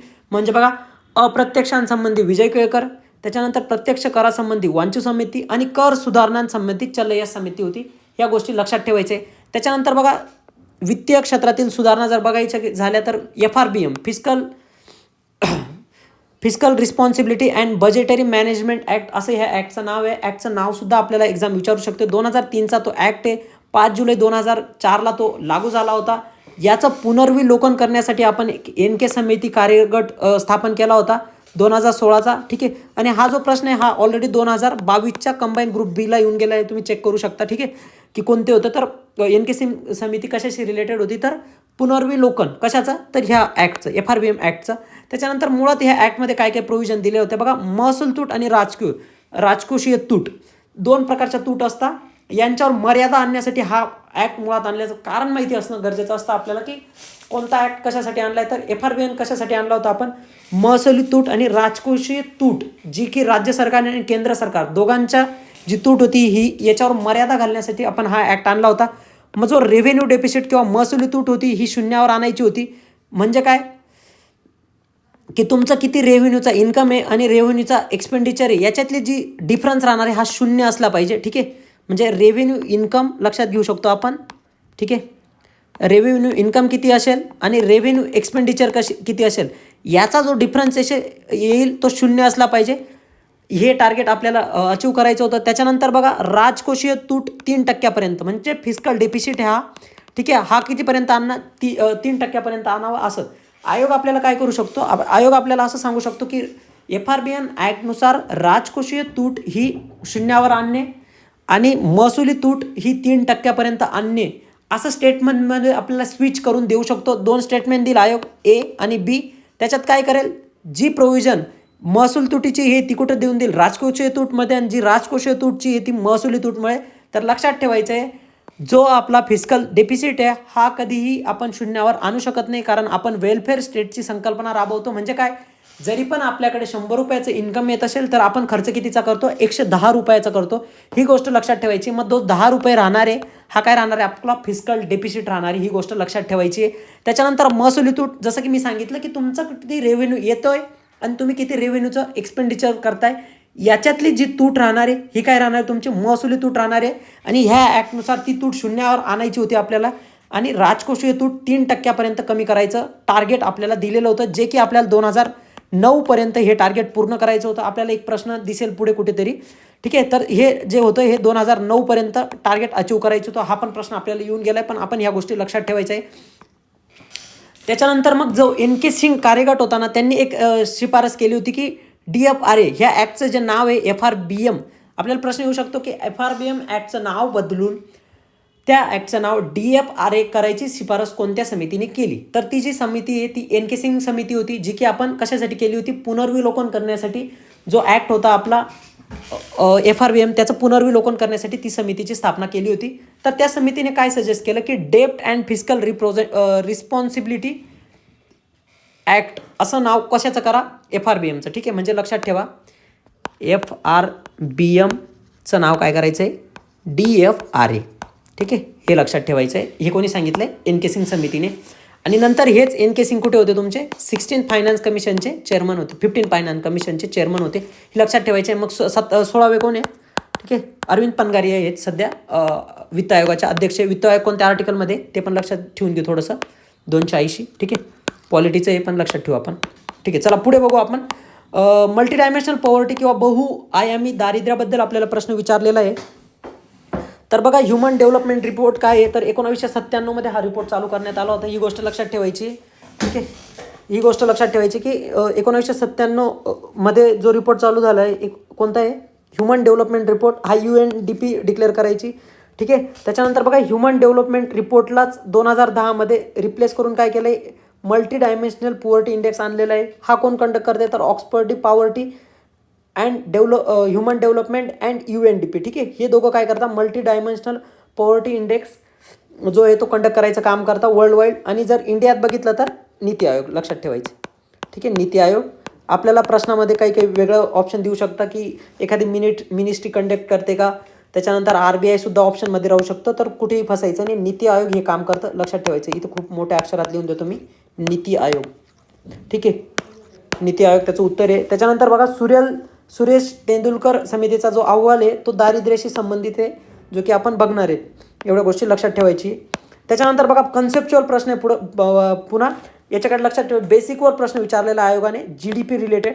ठीक आहे, म्हणजे काय, स्थूल राष्ट्रीय उत्पन्न, म्हणजे हे काय असतं, आपले NDP असते. ठीक आहे, म्हणजे GDP माहिती असेल तर आपल्याला काय माहिती होऊ शकतं, NDP माहिती होतं. आता मुळात GDP काय आहे, GDP म्हणजे तुमच्या एका वर्षात, ठीक आहे, तुमच्या सेवा आणि वस्तूंचं, ठीक आहे, म्हणजे गुड्स आणि सर्व्हिसेसचं जे प्रोडक्शन झालेले एका वर्षात तुमच्या टेरिटरीमध्ये, एका फायनान्शियल इयरमध्ये, तर त्याला काय म्हणणार आहेत आपण, GDP. म्हणजे बघा, परत मी सांगेल तुम्हाला, काय, सेवा आणि वस्तू म्हणजे गुड्स आणि सर्व्हिसेसचं एका वर्षातील काय, फायनल प्रोडक्शन. ठीक आहे, 3 गोष्टी लक्षात ठेवायचे. प्रोडक्शन जेवढं झालेलं असेल हे कुठे आपण कन्सिडर करतो, GDPमध्ये. ठीक आहे, ही गोष्ट आपल्याला लक्षात ठेवायची. मग GDP माहिती असेल, मग NDP काय असतो बघा. ज्यावेळेस आपण NDP कॅल्क्युलेट करणार आहेत, NDP, ठीक आहे, त्यावेळेस काय करायचं, GDP मधून घसारा म्हणजे काय, सपोज तुम्ही एखाद्या गुड्स अँड सर्व्हिसेसचं प्रोडक्शन करताय, एखाद्या वस्तूचं, मग तुम्ही ते कुठे मोजणार आहेत, GDPमध्ये मोजणार आहे. आता NDPमध्ये काय करता, ज्यावेळेस तुम्ही त्या वस्तूचं प्रोसेसिंग करत होता त्यावेळेस एखाद्या मशीनमध्ये करत होता, मग मशीनचे काहीतरी तुम्हाला मेंटेनन्स करावा लागणार आहे. मग हा मेंटेनन्स म्हणजेच घसारा असतो, ही गोष्ट लक्षात ठेवायची. मग जर आपण बघा इथे NDP करून घ्या. ठीक आहे, ठीक आहे, NDP काय करायचं आहे, NDP इक्वल टू काय, तुमचं GDP मायनस घसारा. म्हणजे काय, त्या मशीनचं काहीतरी मेंटेनन्स राहणार होता. ठीक आहे, तो मेंटेनन्ससुद्धा तुम्ही इन्क्लूड ज्यावेळेस करणार आहे त्यावेळेस काय निघणार आहे, तुमचा NDP निघणार आहे. तेच आपल्याला नेट नॅशनल प्रोडक्ट. ठीक आहे, ठीक आहे, त्यालाच आपण काय म्हणतो, NDP पण म्हणतो. ही गोष्ट लक्षात ठेवायची. त्यांनी काय विचारलेलं आहे आता, मग स्थूल राष्ट्रीय उत्पादनापेक्षा निव्वळ राष्ट्रीय उत्पादन नेहमीच कमी असते. ऑब्वियसली जर तुम्ही NDP जर तुम्हाला काढायचं असेल, तुम्हाला काय करावं लागते, GDPमधून काहीतरी मायनस करावं लागते. म्हणजे बघा कसं आहे, जर तुम्हाला 10 पाहिजे तर काय करावं लागणार आहे, तुम्हाला 11मधून काहीतरी मायनस करावं लागणार आहे, तर तुम्हाला हे आन्सर भेटणार आहे. बरोबर, म्हणजे काय, नेहमीच 10 हा काय 11पेक्षा नेहमीच लहान असणार आहे. म्हणजे काय, 11 = 10 + 1. हा एक जर इकडे पाठवला, म्हणजे हे तुम्ही लक्षात ठेवायचं आहे की GDP-पेक्षा NDP हा नेहमीच लहान राहणार आहे. त्यालाच आपण NNP पण लिहिलं आहे, नेट नॅशनल प्रोडक्ट, ठीक आहे. तर हा नेहमी लहान राहणार आहे, ही गोष्ट लक्षात ठेवायची. त्याच्यानंतर बघा दुसरं काय विचारलं आहे, मग त्याचं कारणच खाली दिलेलं आहे की स्थूल राष्ट्रीय उत्पादनात कशाचा घसाऱ्याचा समावेश होतो, तर निव्वळ राष्ट्रीय उत्पादनात त्याचा समावेश नसतो. बरोबर, GDP काढताना आपण कुठं पण बघितलं नाही इथं की आपण त्याचा डेप्रिशिएशन किंवा घसाऱ्याचा समावेश, GDPमध्ये आपण घसाऱ्याचा समावेश करत नाही, परंतु ज्यावेळेस NNP किंवा NDP काढतो त्यावेळेस आपण त्याच्यात काय करतोय, घसाऱ्याचा समावेश करतोय. म्हणूनच ते काय नेहमीच कमी असणार आहे. म्हणजे हे जे स्टेटमेंट आहे याला एक्सप्लेन कुठे करून देतोय, बी स्टेटमेंट करून देतोय. तुमचं उत्तर हे बरोबर आहे. इथं कन्सेप्ट होत्या, हे सर्व कन्सेप्ट तुम्ही बघायचं आहे. समजलं नसेल तर मला कमेंटमध्ये सांगा, मी परत तुम्हाला समजावून सांगेल. ठीक आहे, पुढचा प्रश्न बघू आपण. अर्थसंकल्पाबाबत म्हणजे करन्सी रिलेटेड प्रश्न विचारलेला होता. मग आपलं काम काय आहे, तर बघा 2024-25चा अर्थसंकल्प बघून जाणं आपलं काम आहे. हा पेपर जरी 2024चा होता तर 2023-24 बद्दल विचारलं होतं. आता आपण 24-25 बद्दल माहिती असणं गरजेचं आहे. तर याच्यात हे स्टेटमेंट आय थिंक रॉंग होतं, तेवढी गोष्ट लक्षात ठेवायची. करन्सी रिलेटेड अर्थसंकल्पाबाबत हा प्रश्न आहे. मग महाराष्ट्राचा आणि भारताचा अर्थसंकल्पामधल्या की प्रोव्हिजन माहिती असणं आपल्याला गरजेचं आहे, ती गोष्ट लक्षात ठेवायची. त्याच्यानंतर चला पुढे बघू आपण. पुढचा प्रश्न जर बघायला गेलो आपण, ठीक आहे. आता इथं हा पण कन्सेप्ट बेस्ड प्रश्न आहे, तर याच्याबद्दल आपण नीट बघू की काय विचारलं आहे त्यांनी, की जर आपलं एखादं काय फॉरेन ट्रान्झॅक्शन असतील, हे कोण म्हणजे कोण हँडल करतं हे विचारलेलं आहे. बघा तुम्हाला माहिती असेल FPI, फॉरेन पोर्टफोलिओ इन्व्हेस्टमेंट किंवा फॉरेन इन्स्टिट्यूशनल इन्व्हेस्टमेंट आणि फॉरेन डायरेक्ट इन्व्हेस्टमेंट असे 3 प्रकार असतात इन्व्हेस्टमेंटचे, ठीक आहे. मग ही जे दोघं जी मेथड आहे ह्या कुठं आपण इन्व्हेस्ट करत असतो, हे शेअर मार्केटमध्येच करत असतो.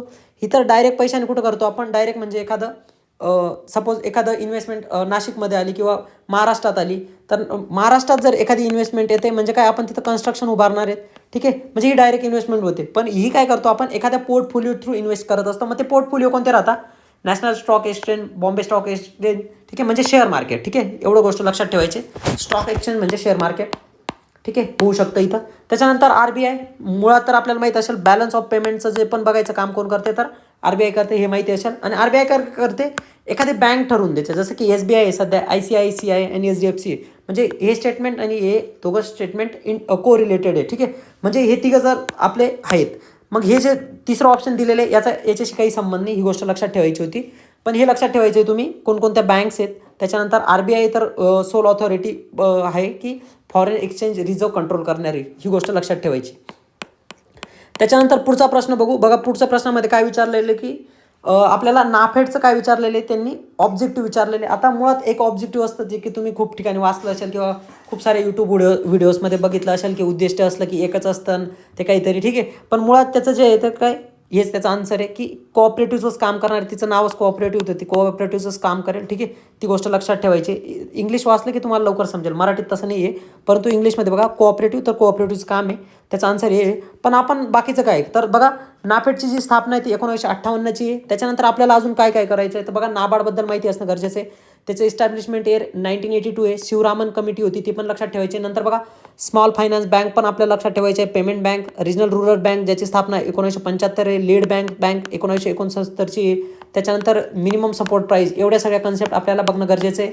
ज्यावेळेस एखादा प्रश्न येईल त्यावेळेस आपण पुन्हा याच्याबद्दल डिटेल बघू, ठीक आहे. आता पुढचं बघू आपण. बघा हे खूप महत्त्वाचा प्रश्न आहे आणि कंबाईनला बघा तुम्ही याच्यावर आपल्याला येणारी जी 4 जानेवारीची पण एक्झाम आहे तिथं पण आपल्याला याच्याशी रिलेटेड प्रश्न येऊ शकतो. आता विचारलेलं काय आहे, कोणतं विधान बरोबर विचारले की भारतीय अर्थसंकल्पात काय असतं. बघा एकूण जमा खर्च तर दाखवलेला असतो, राजकोषीय तूट, प्राथमिक तूट सगळं दाखवलेलं असतं, हे आपल्याला माहिती असेल. मुळात अर्थसंकल्प त्याच्यासाठीच मांडला जातो.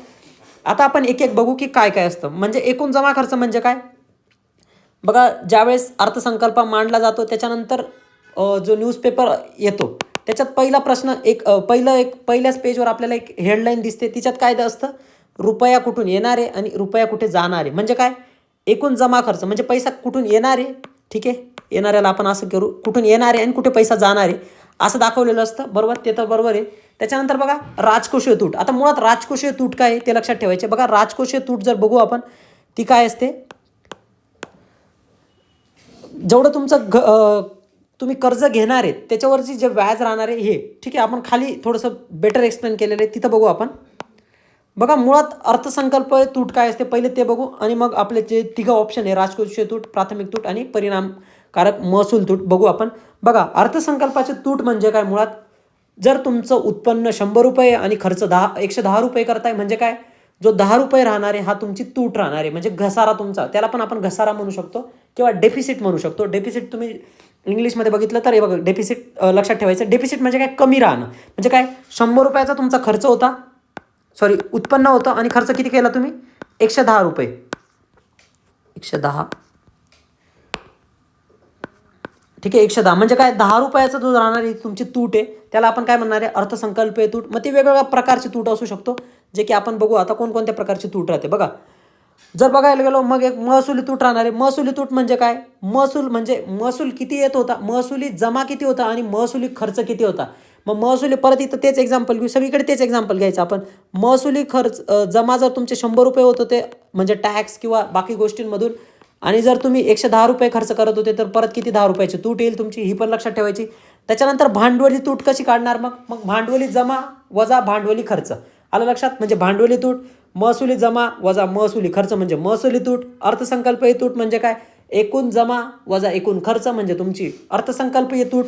एवढ्या सगळ्या सिंपल टर्म होत्या. आता थोड्या कॉम्प्लिकेटेड टर्म चालू होतील पण आपण तरी पण त्या सिंपल वेने समजून घ्यायचा प्रयत्न करू.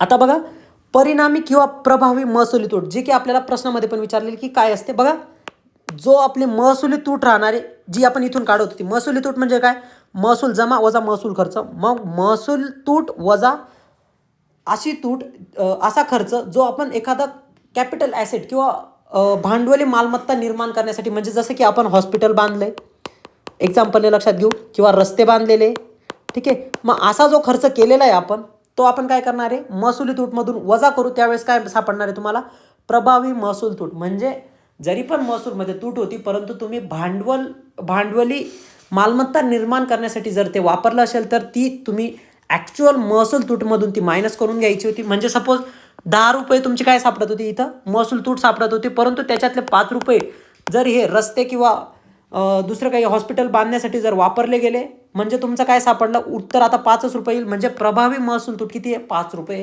ही गोष्ट लक्षात ठेवायची.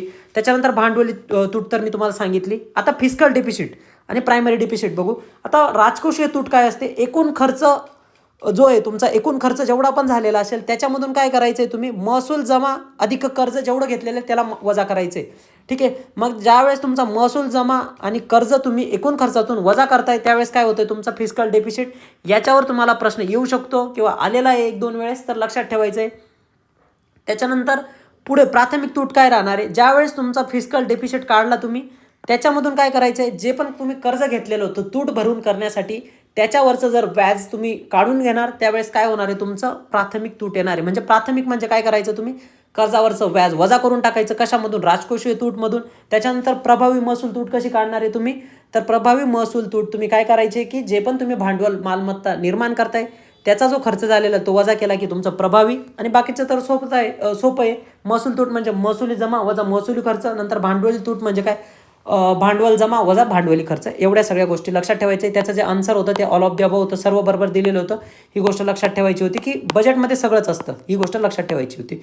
जे की राजकोषीय तूट आपण खाली बघितलेलं आहे, ठीक आहे. त्याच्यानंतर बघा या क्रांतींबद्दल एक प्रश्न विचारला आहे की कोणकोणत्या क्रांती कशाशी रिलेटेड आहे.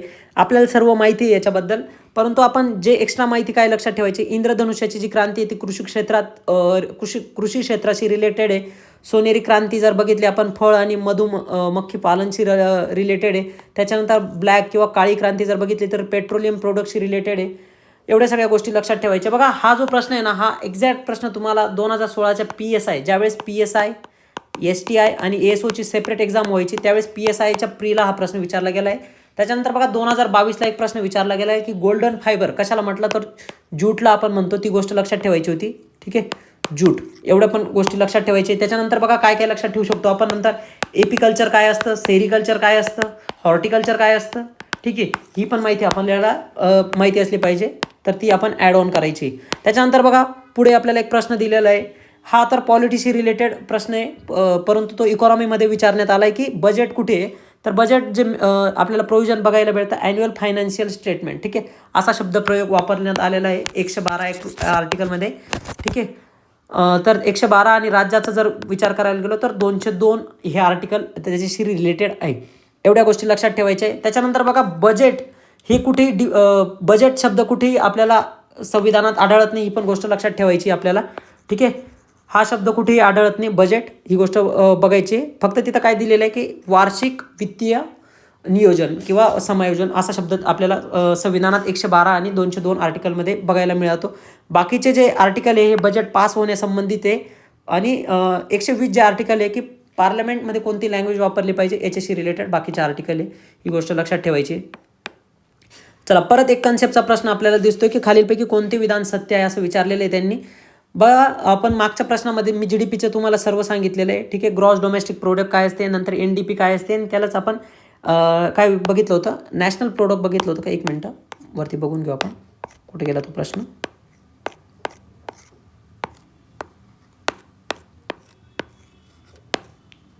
ग्रॉस नॅशनल, बरोबर, GNP, ठीक आहे, नॅशनल GNP बद्दल प्रश्न होता. सॉरी, मी इथे GDP सांगितलं गेलं तुम्हाला, ठीक आहे, तेच, ठीक आहे. याच्याशी बी असंच रिलेटेड लक्षात ठेवायचं आहे तुम्ही. NNP मधून काय करणार आहे तुम्ही, GNP मधून ज्यावेळेस तुम्ही घसारा, ठीक आहे, घसारा मायनस करणार त्यावेळेस काय येणार आहे तुमचा NNP येणार आहे. म्हणूनच तो नेहमी लहान राहणार आहे, हे लक्षात ठेवायचं आहे तुम्ही, ठीक आहे. त्याच्यामुळे हे लहान राहणार आहे. त्याचंच आन्सर याच्या खाली दिलेलं, ठीक आहे. मी तुम्हाला GDP आणि NDP सांगून दिलं त्या प्रश्नाचं इथं, ठीक आहे. हे लक्षात ठेवायचं आहे, जो पुढे प्रश्न येईल त्याच्यात लक्षात ठेवायचं आहे तुम्ही, ठीक आहे. चला आपण आत्ताचा करंटचा प्रश्न बघू काय चालू होतं त्याच्यात, ठीक आहे. GDPचं जसं की सांगितलं की एखादी सपोज आपण असं भारताचा हा भारत आहे सपोज, असं लक्षात घेऊ आपण. मग ह्या प्रदेशामध्ये जेवढं तुमचं काय वस्तू आणि सेवांचं उत्पादन होईल एका वर्षात, त्याला काय करणार आहे तुम्ही, GDP म्हणणार आहे, ठीक आहे. त्याच्यानंतर GNP आता थोडंसं बघून घेऊ आपण, तिथं थोडंसं आपलं मिसमॅच झालं. GNP काय आहे, जेवढे पण नॅशनल्स आहेत, सिटिझन्स जे 180 दिवसापेक्षा जास्त जर भारतात राहत असेल आणि ते जे काही वस्तू आणि सेवांचं उत्पादन करत असतील त्यांना त्याला काय म्हणणार आहे आपण, GNP. मग ते कुठे राहू शकता, भारताबाहेर पण राहू शकता, ही गोष्ट लक्षात ठेवायची. म्हणजे पूर्ण वर्ल्ड वाईड जेवढे पण इंडियन नॅशनल्स म्हणजे 180 दिवसापेक्षा जास्त जर भारतात राहत असतील अशा लोकांना आपण नॅशनल म्हणणार आहे. आणि ते जेवढ्या वस्तू आणि सेवांचं उत्पादन करतील याला आपण काय म्हणणार आहे, GNP म्हणणार आहे.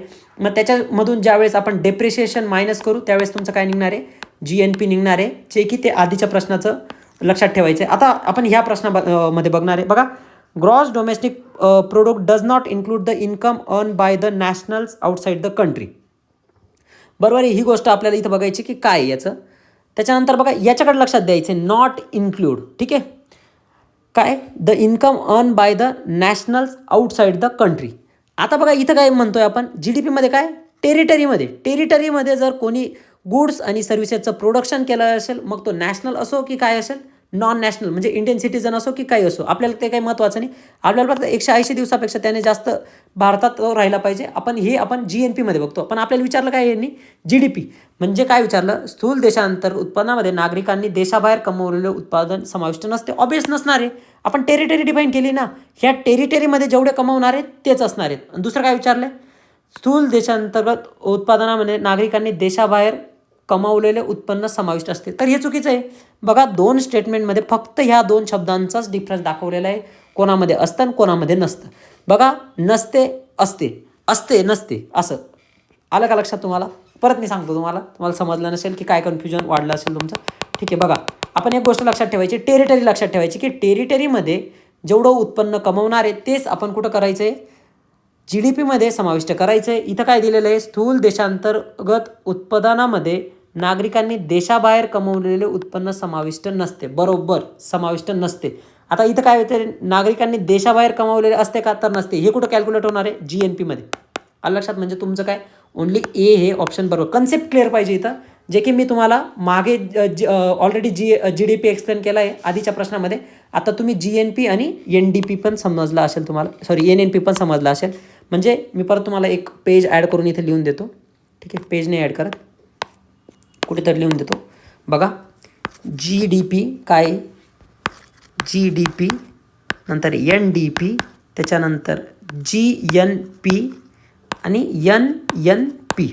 ठीक आहे, लक्षात घेऊ आपण. बघा GDP म्हणजे काय, वस्तू आणि सेवा, गुड्स आणि सर्व्हिसेसचं जेवढं पण प्रोडक्शन झालेलं कुठे, आपल्या भौगोलिक एरियामध्ये, म्हणजे आपली जी टेरिटरी तिच्यामध्ये. ठीक आहे, आणि कधी 1 वर्ष किंवा अकाउंटिंग इयर कोणतं पण. मग सध्या आपण काय केलं, 1 वर्ष. म्हणजे 3 गोष्टी लक्षात ठेवायचे, वस्तू आणि सेवांचं उत्पादन. ठीक आहे, एक भौगोलिक एरिया आपला म्हणजे जेवढा भारताचा एरिया आहे, आणि एका वर्षामध्ये, त्याला काय म्हणणार आहे आपण, GDP. आता NDP कसा काढायचा, ह्या GDP मधून काय करणार आहे तुम्ही, घसारा मायनस करणार आहेत, त्यावेळेस तुमचा NDP निघेल. GNP काय, जेवढे पण तुमचे 180 दिवसापेक्षा जास्त भारतामध्ये राहणारे लोक आहे, मग ते कुठे पण राहू द्या, तुम्ही भारतात राहूत किंवा परदेशात राहूत, त्यांनी जेवढं पण वस्तूंचं उत्पादन केलेलं असेल त्यांना काय म्हणणार आहे तुम्ही, GNP. इथं काय लक्षात ठेवू शकता तुम्ही, ही लाईन कट करू आपण, खबर जात नाही ती.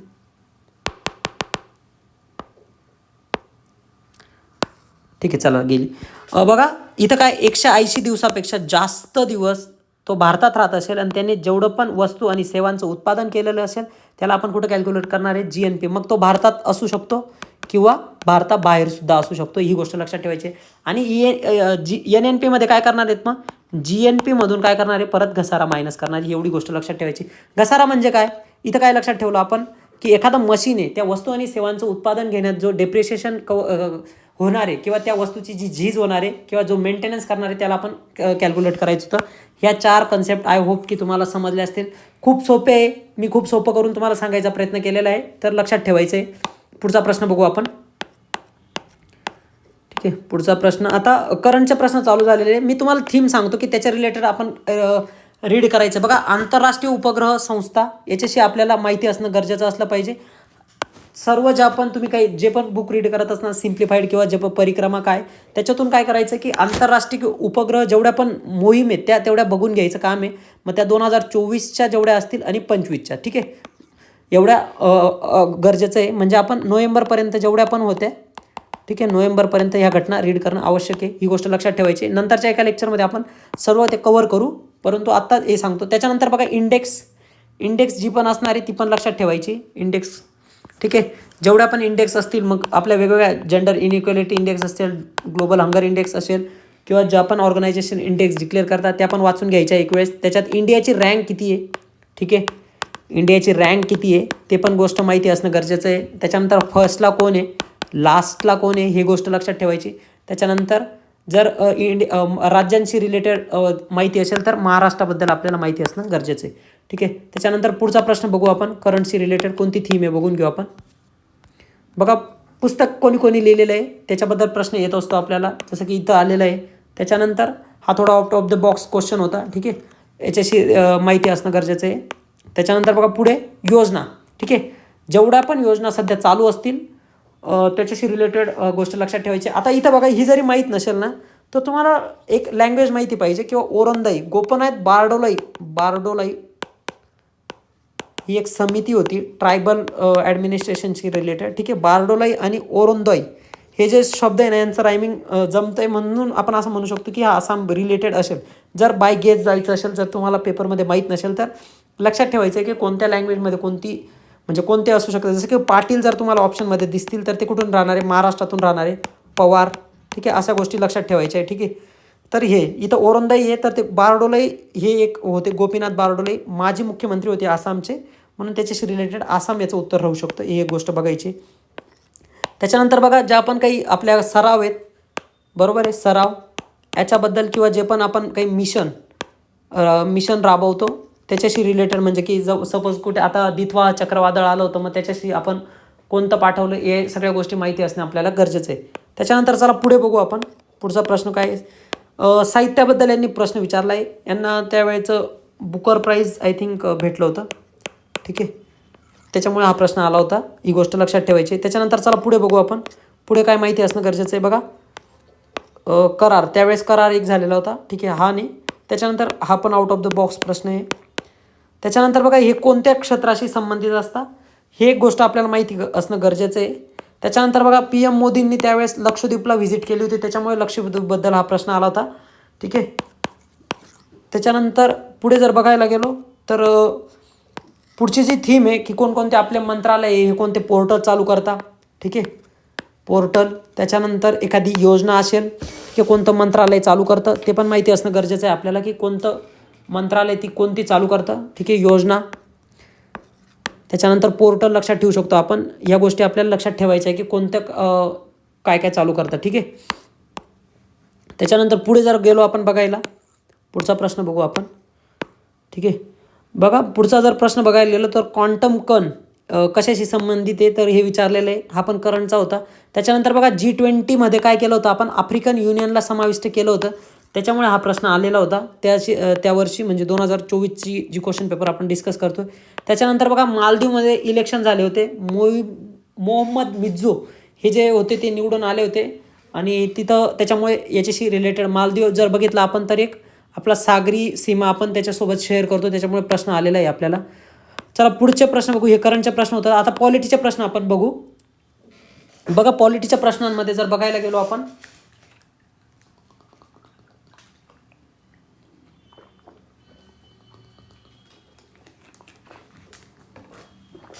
तर अनुसूचींबद्दल पहिला प्रश्न दिसतोय.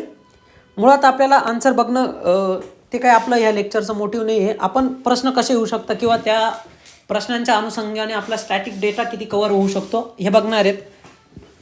जर पुढे बघायला गेलो तर हे बघा, पहिले तर आपण बघून घेऊ की प्रत्येक स्केड्यूलमध्ये काय काय आहे. ठीक आहे, जर आपण बघायला गेलो, बघा इथं 1 2 3 4 तर इथंच दिलेले ऑप्शनमध्ये. पहिल्यांमध्ये काय आहे, राज्य आणि युनियन टेरिटरीची यादी आहे. दुसऱ्यामध्ये वेतन आणि भत्ते दिलेले. मग त्याच्यानंतर आपण कोणाकोणाला कव्हर केलेले हे पण आपल्याला इथं माहिती असणं गरजेचं आहे. त्याच्यानंतर तिसरी अनुसूची आहे, त्याच्यात शपथ आणि प्रतिज्ञा दिलेलं आहे. मग यामध्ये शपथ आणि प्रतिज्ञा कोणाकोणाला दिलेले हे पण इन्क्लूड आपण केलेलं आहे, ते पण बघणार आहे. त्याच्यानंतर चौथी अनुसूची जे की याचं उत्तर आहे, त्याचं काय दिलेलं आहे की राज्यांचे प्रतिनिधित्व इथं दिलेलं आहे. ठीक आहे, ते माहिती असलं पाहिजे. त्याच्यानंतर बघा सर्वात जास्त कुठे राहणार आहे, UPत राहणार आहे. त्याच्यानंतर महाराष्ट्र राहणार आहे, ही पण आपण लक्षात ठेवतो. त्यानंतर वेस्ट बेंगॉल, म्हणजे राज्यसभेत यांच्या सीट्स जास्त आहे, ही गोष्ट लक्षात ठेवायची, हे पण विचारलं जाऊ शकतं. ठीक आहे, त्याच्यानंतर बघा पाचवं जर बघायला गेलो आपण, पाचव्यात काय आहे, अनुसूचित क्षेत्र आणि अनुसूचित जमातींचे प्रशासन. त्याच्यात ट्रायबल ॲडवायझरी काउन्सिल आपल्याला दिलेल्या दिसतात, हे 5व्या परिशिष्टात दिलेलं आहे. त्याच्यानंतर 6व्या परिशिष्टात परत ॲटोनॉमस डिस्ट्रिक्ट काउन्सिल दिलेलं आहे. 4 राज्य घेतलेले आहे, आसाम, त्रिपुरा, मेघालय आणि मिझोरम. इथं काय लक्षात ठेवा, M2 जरी आला ना, MA म्हणजे मणिपूर नाही आहे, तर मिझोरम आणि मेघालय म्हणजे ME आणि MI आहे, ही गोष्ट लक्षात ठेवायची. A नाही आहे, असं तुम्ही लक्षात ठेवू शकता ट्रिकने. त्याच्यानंतर बघा सूची दिलेली आहे. सूची मग कोणकोणते आहे, एक तुमची केंद्र सूची आहे, त्याच्यानंतर राज्य सूची आहे आणि समवर्ती सूची, अशा 3 सूची इथं दिलेलं आहे. त्याच्यानंतर 8व्या परिशिष्टात काय दिलेलं आहे तर 22 भाषा दिलेल्या आहे. ज्यावेळेस आपलं कॉन्स्टिट्यूशन फ्रेम झालं त्यावेळेस फक्त 14 भाषा होत्या, नंतर 1 ॲड केलेली, नंतर 3 ॲड केलेली आणि नंतर 4 ॲड केलेली. पुढच्या प्रश्नात मी हे कव्हर केलेलं आहे की कोणत्या घटना दुरुस्तीने हे ॲड केलं आहे, त्याच्यानंतर कोणती भाषा आहे, ट्रिक पण आहे ती मी तुम्हाला सांगणार आहे, ते आपण बघूच पुढच्या याच्यात.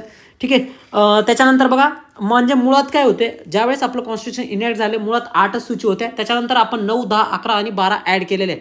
मग 9मध्ये काय जमीन सुधारणा कायदा केलेले होते.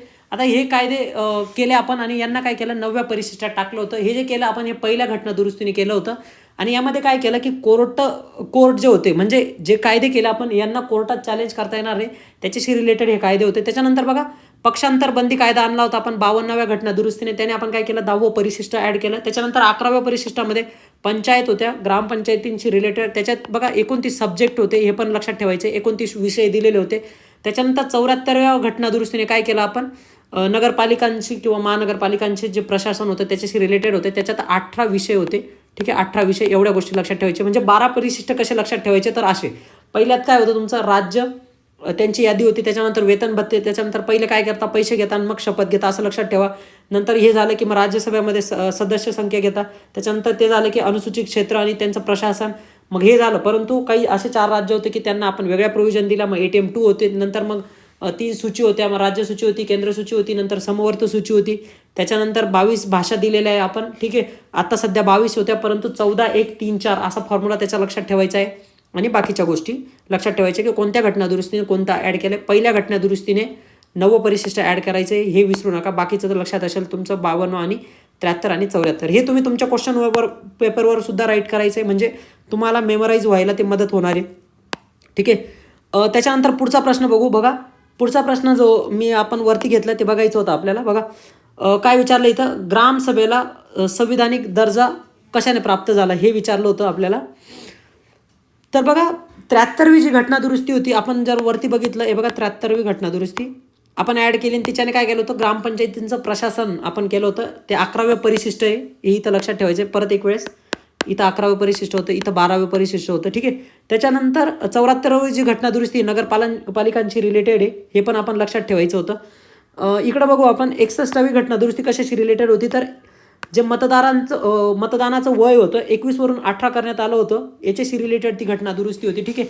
याच्यानुसार आपण जे केलं होतं ते 326वे जे आर्टिकल आहे याच्यात घटना दुरुस्ती केली होती, हे पण लक्षात ठेवायचं आहे. त्याच्यानंतर बघा बाकीचं तर आपल्या लक्षात राहायचं. आणि 71वी जी घटना दुरुस्ती आहे, ठीक आहे,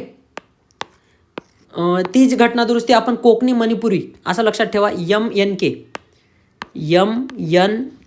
या 3 भाषा आपण ॲड केल्या होत्या. बघा इथं जे मी लिहून दिलेलं आहे ना तुम्हाला 14 + 1 + 3, हे जे 3 आहेत ना, ह्या 3 त्या भाषा आहेत. हे बघा इथं लिहून देतो मी. आणि ह्या कधी ॲड केलं आहे आपण, 71वी घटना दुरुस्ती. मग ही एक जी भाषा आहे ती इथंच सांगून देतो, परत पुरे घेणारच आहे मी. 21वी जी घटना दुरुस्ती आहे तिने आपण ॲड केलेली आहे, आणि ती जी भाषा आहे ती सिंधी भाषा आहे, हे लक्षात ठेवायचं आहे. सिंधी भाषा ॲड केलेली आहे. आणि लास्ट वन जे राहणार आहे तुमच्या 4 भाषा ह्या 92व्या घटना दुरुस्तीने ॲड करण्यात आल्या होत्या. त्या कोणत्या होत्या, एक ट्रिक आहे त्याची, BD ली असं लक्षात ठेवा. बी म्हणजे बोडो, डी म्हणजे डोगरी, आणि ली म्हणजे मैथिली आणि संताली. ठीक आहे. मैथिली आणि संताली ह्या 2 भाषा BD ली असं लक्षात ठेवू शकतो. 92व्या घटना दुरुस्तीने आपण 4 केले, म्हणजे 14, 1, 3, 4 टोटल 22. ठीक आहे, असं लक्षात ठेवायचं आहे. त्याच्यानंतर पुढे बघू आपण पुढचा प्रश्न. ठीक आहे. पुढचा प्रश्न थोडं कंपॅरिझन बेसवर दिलं आहे की आपलं कॉन्स्टिट्यूशन आणि अमेरिकेचं. त्याच्यात त्यांनी विचारलं की स्वातंत्र्यानंतरची तात्पुरती संसद ही एकसदनी होती. ऑब्वियस एकसदनी होती, म्हणजे काय, जी आपली घटना समिती होती हीच आपलं काय कशाचं काम करत होती, प्रोव्हिजनल पार्लमेंटचं काम म्हणजे तात्पुरती संसदमधून सुद्धा काम करत होती. ही गोष्ट आपल्याला माहीतच असेल.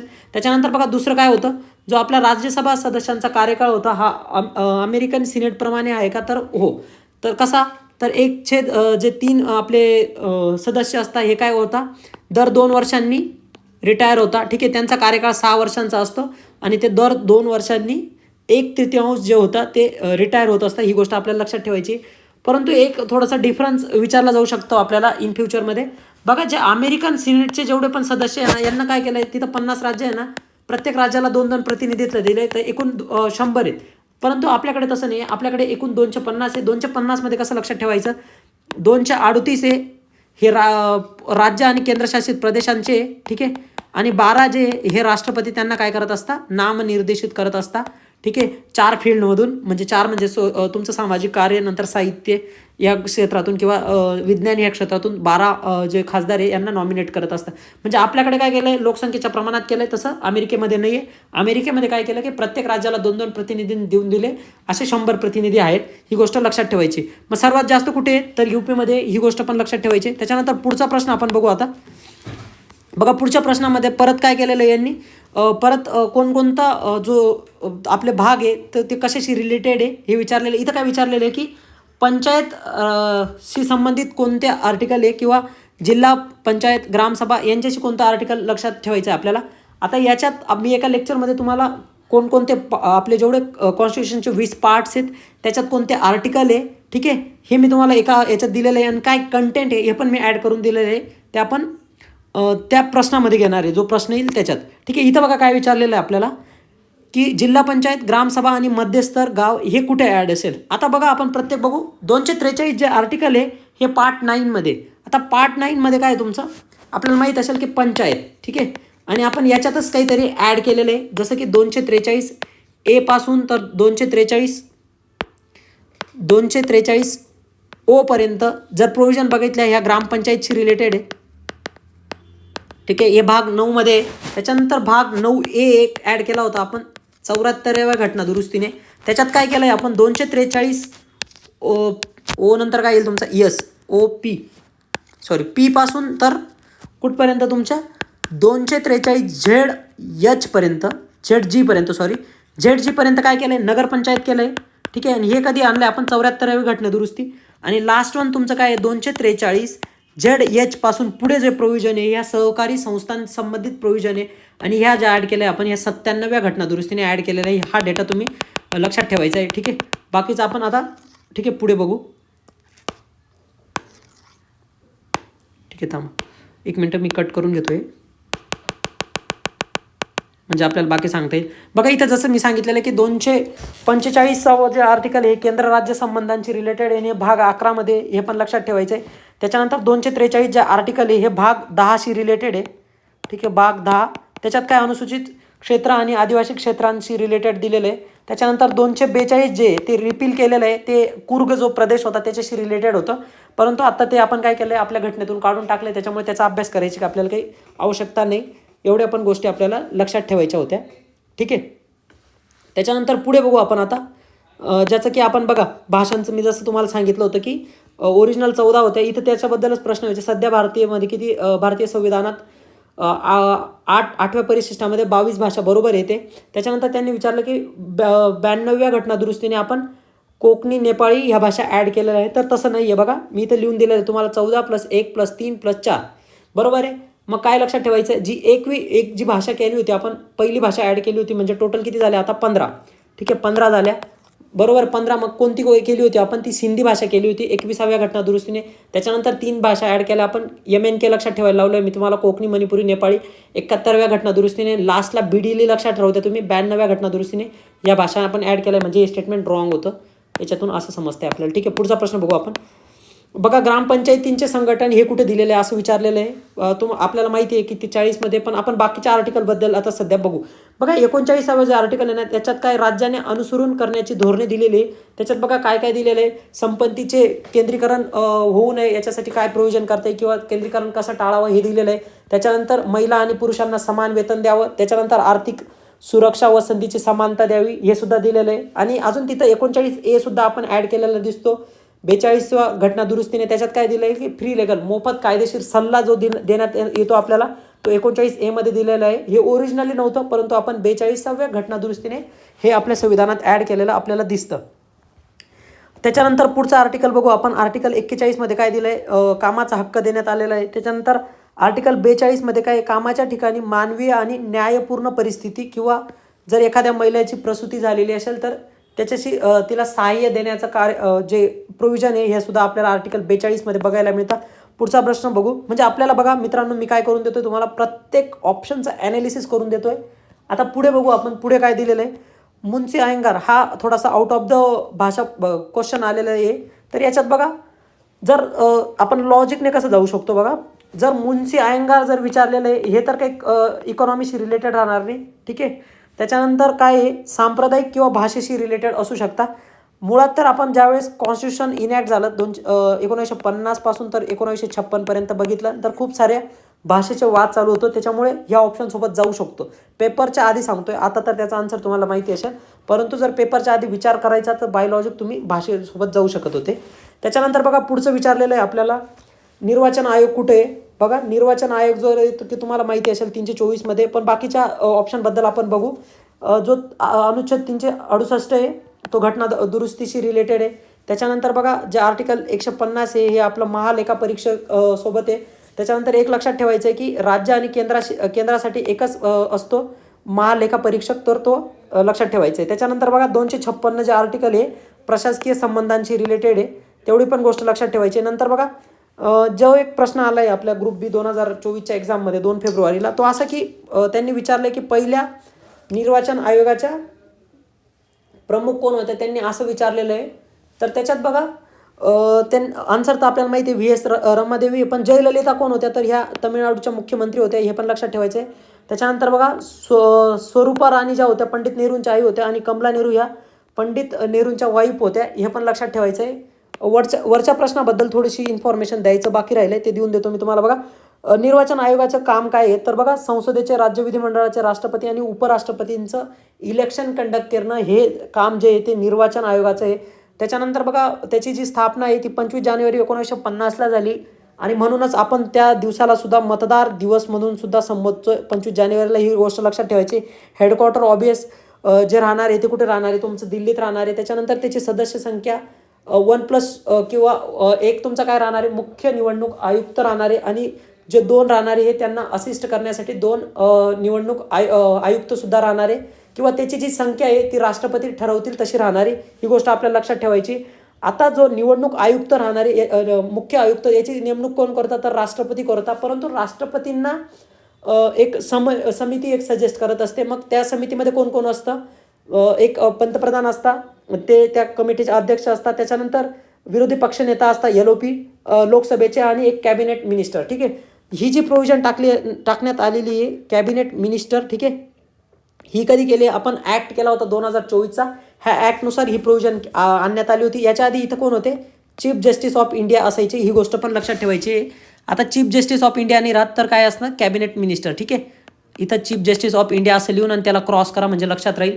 ठीक आहे, त्याच्यानंतर पहिले जर निवडणूक आयुक्त बघायचं झालं, मुख्य आयुक्त बघायचं झालं, चीफ कमिशनर बघायचं झालं तर कोण होते, सुकुमार सेन होते. करण जे ज्ञानेश कुमार होते, आणि ह्या ॲक्टनुसार जे ते पण पहिले होते, हे लक्षात ठेवायचं होतं. त्याच्यानंतर जयललितांबद्दल लक्षात राहू द्या की त्या AIADMKच्या नेता होत्या, ऑल इंडिया अण्णा द्रमुक. ठीक आहे, या पक्षाच्या त्या नेत्या होत्या, ही गोष्ट लक्षात ठेवायची. नंतर पुढे बघा 60वा प्रश्न बघू, राज्यघटनेतील कोणते अनुच्छेद राज्य विधिमंडळाशी संबंधित आहे, त्यांनी विचारलेलं आहे. तर बघा 22 जे आर्टिकल आहे ते मूलभूत हक्कांची आहे. 380 आपल्या लक्षात नाही ठेवायचे आहे. ठीक आहे, रिपील केलेलं आहे ते. 368 भाग 6 मध्ये, आणि ते राज्य विधिमंडळाशी आहे. त्याच्यानंतर 25 फंडामेंटल राईट आहे आणि धर्माचे स्वातंत्र्य. त्याच्यानंतर 22 जे आहे की एखादे जर आपल्याला जर अटक झालेली असेल तर त्यांचं संरक्षण करायचं जर काम कोणी करत असेल तर 22 आर्टिकल करते. त्याच्यात असं दिलं आहे की एखाद्या व्यक्तीला जर तुम्ही अटक करताय तर त्याला 24 तासाच्या आत तुम्हाला कुठे घेऊन जावं लागतं, न्यायालयाच्या समोर, डिस्ट्रिक्ट मॅजिस्ट्रेट समोर घेऊन जावं लागतं, ही गोष्ट. त्याच्यानंतर पुढे बघू आपण, पुढचा प्रश्न महाधिवक्तांबद्दल आहे. बघा इथं एक प्रश्न येत असतो आपल्याला नेहमी. त्याच्यानंतर कोणाला अधिकार देण्यात आला असं विचारले.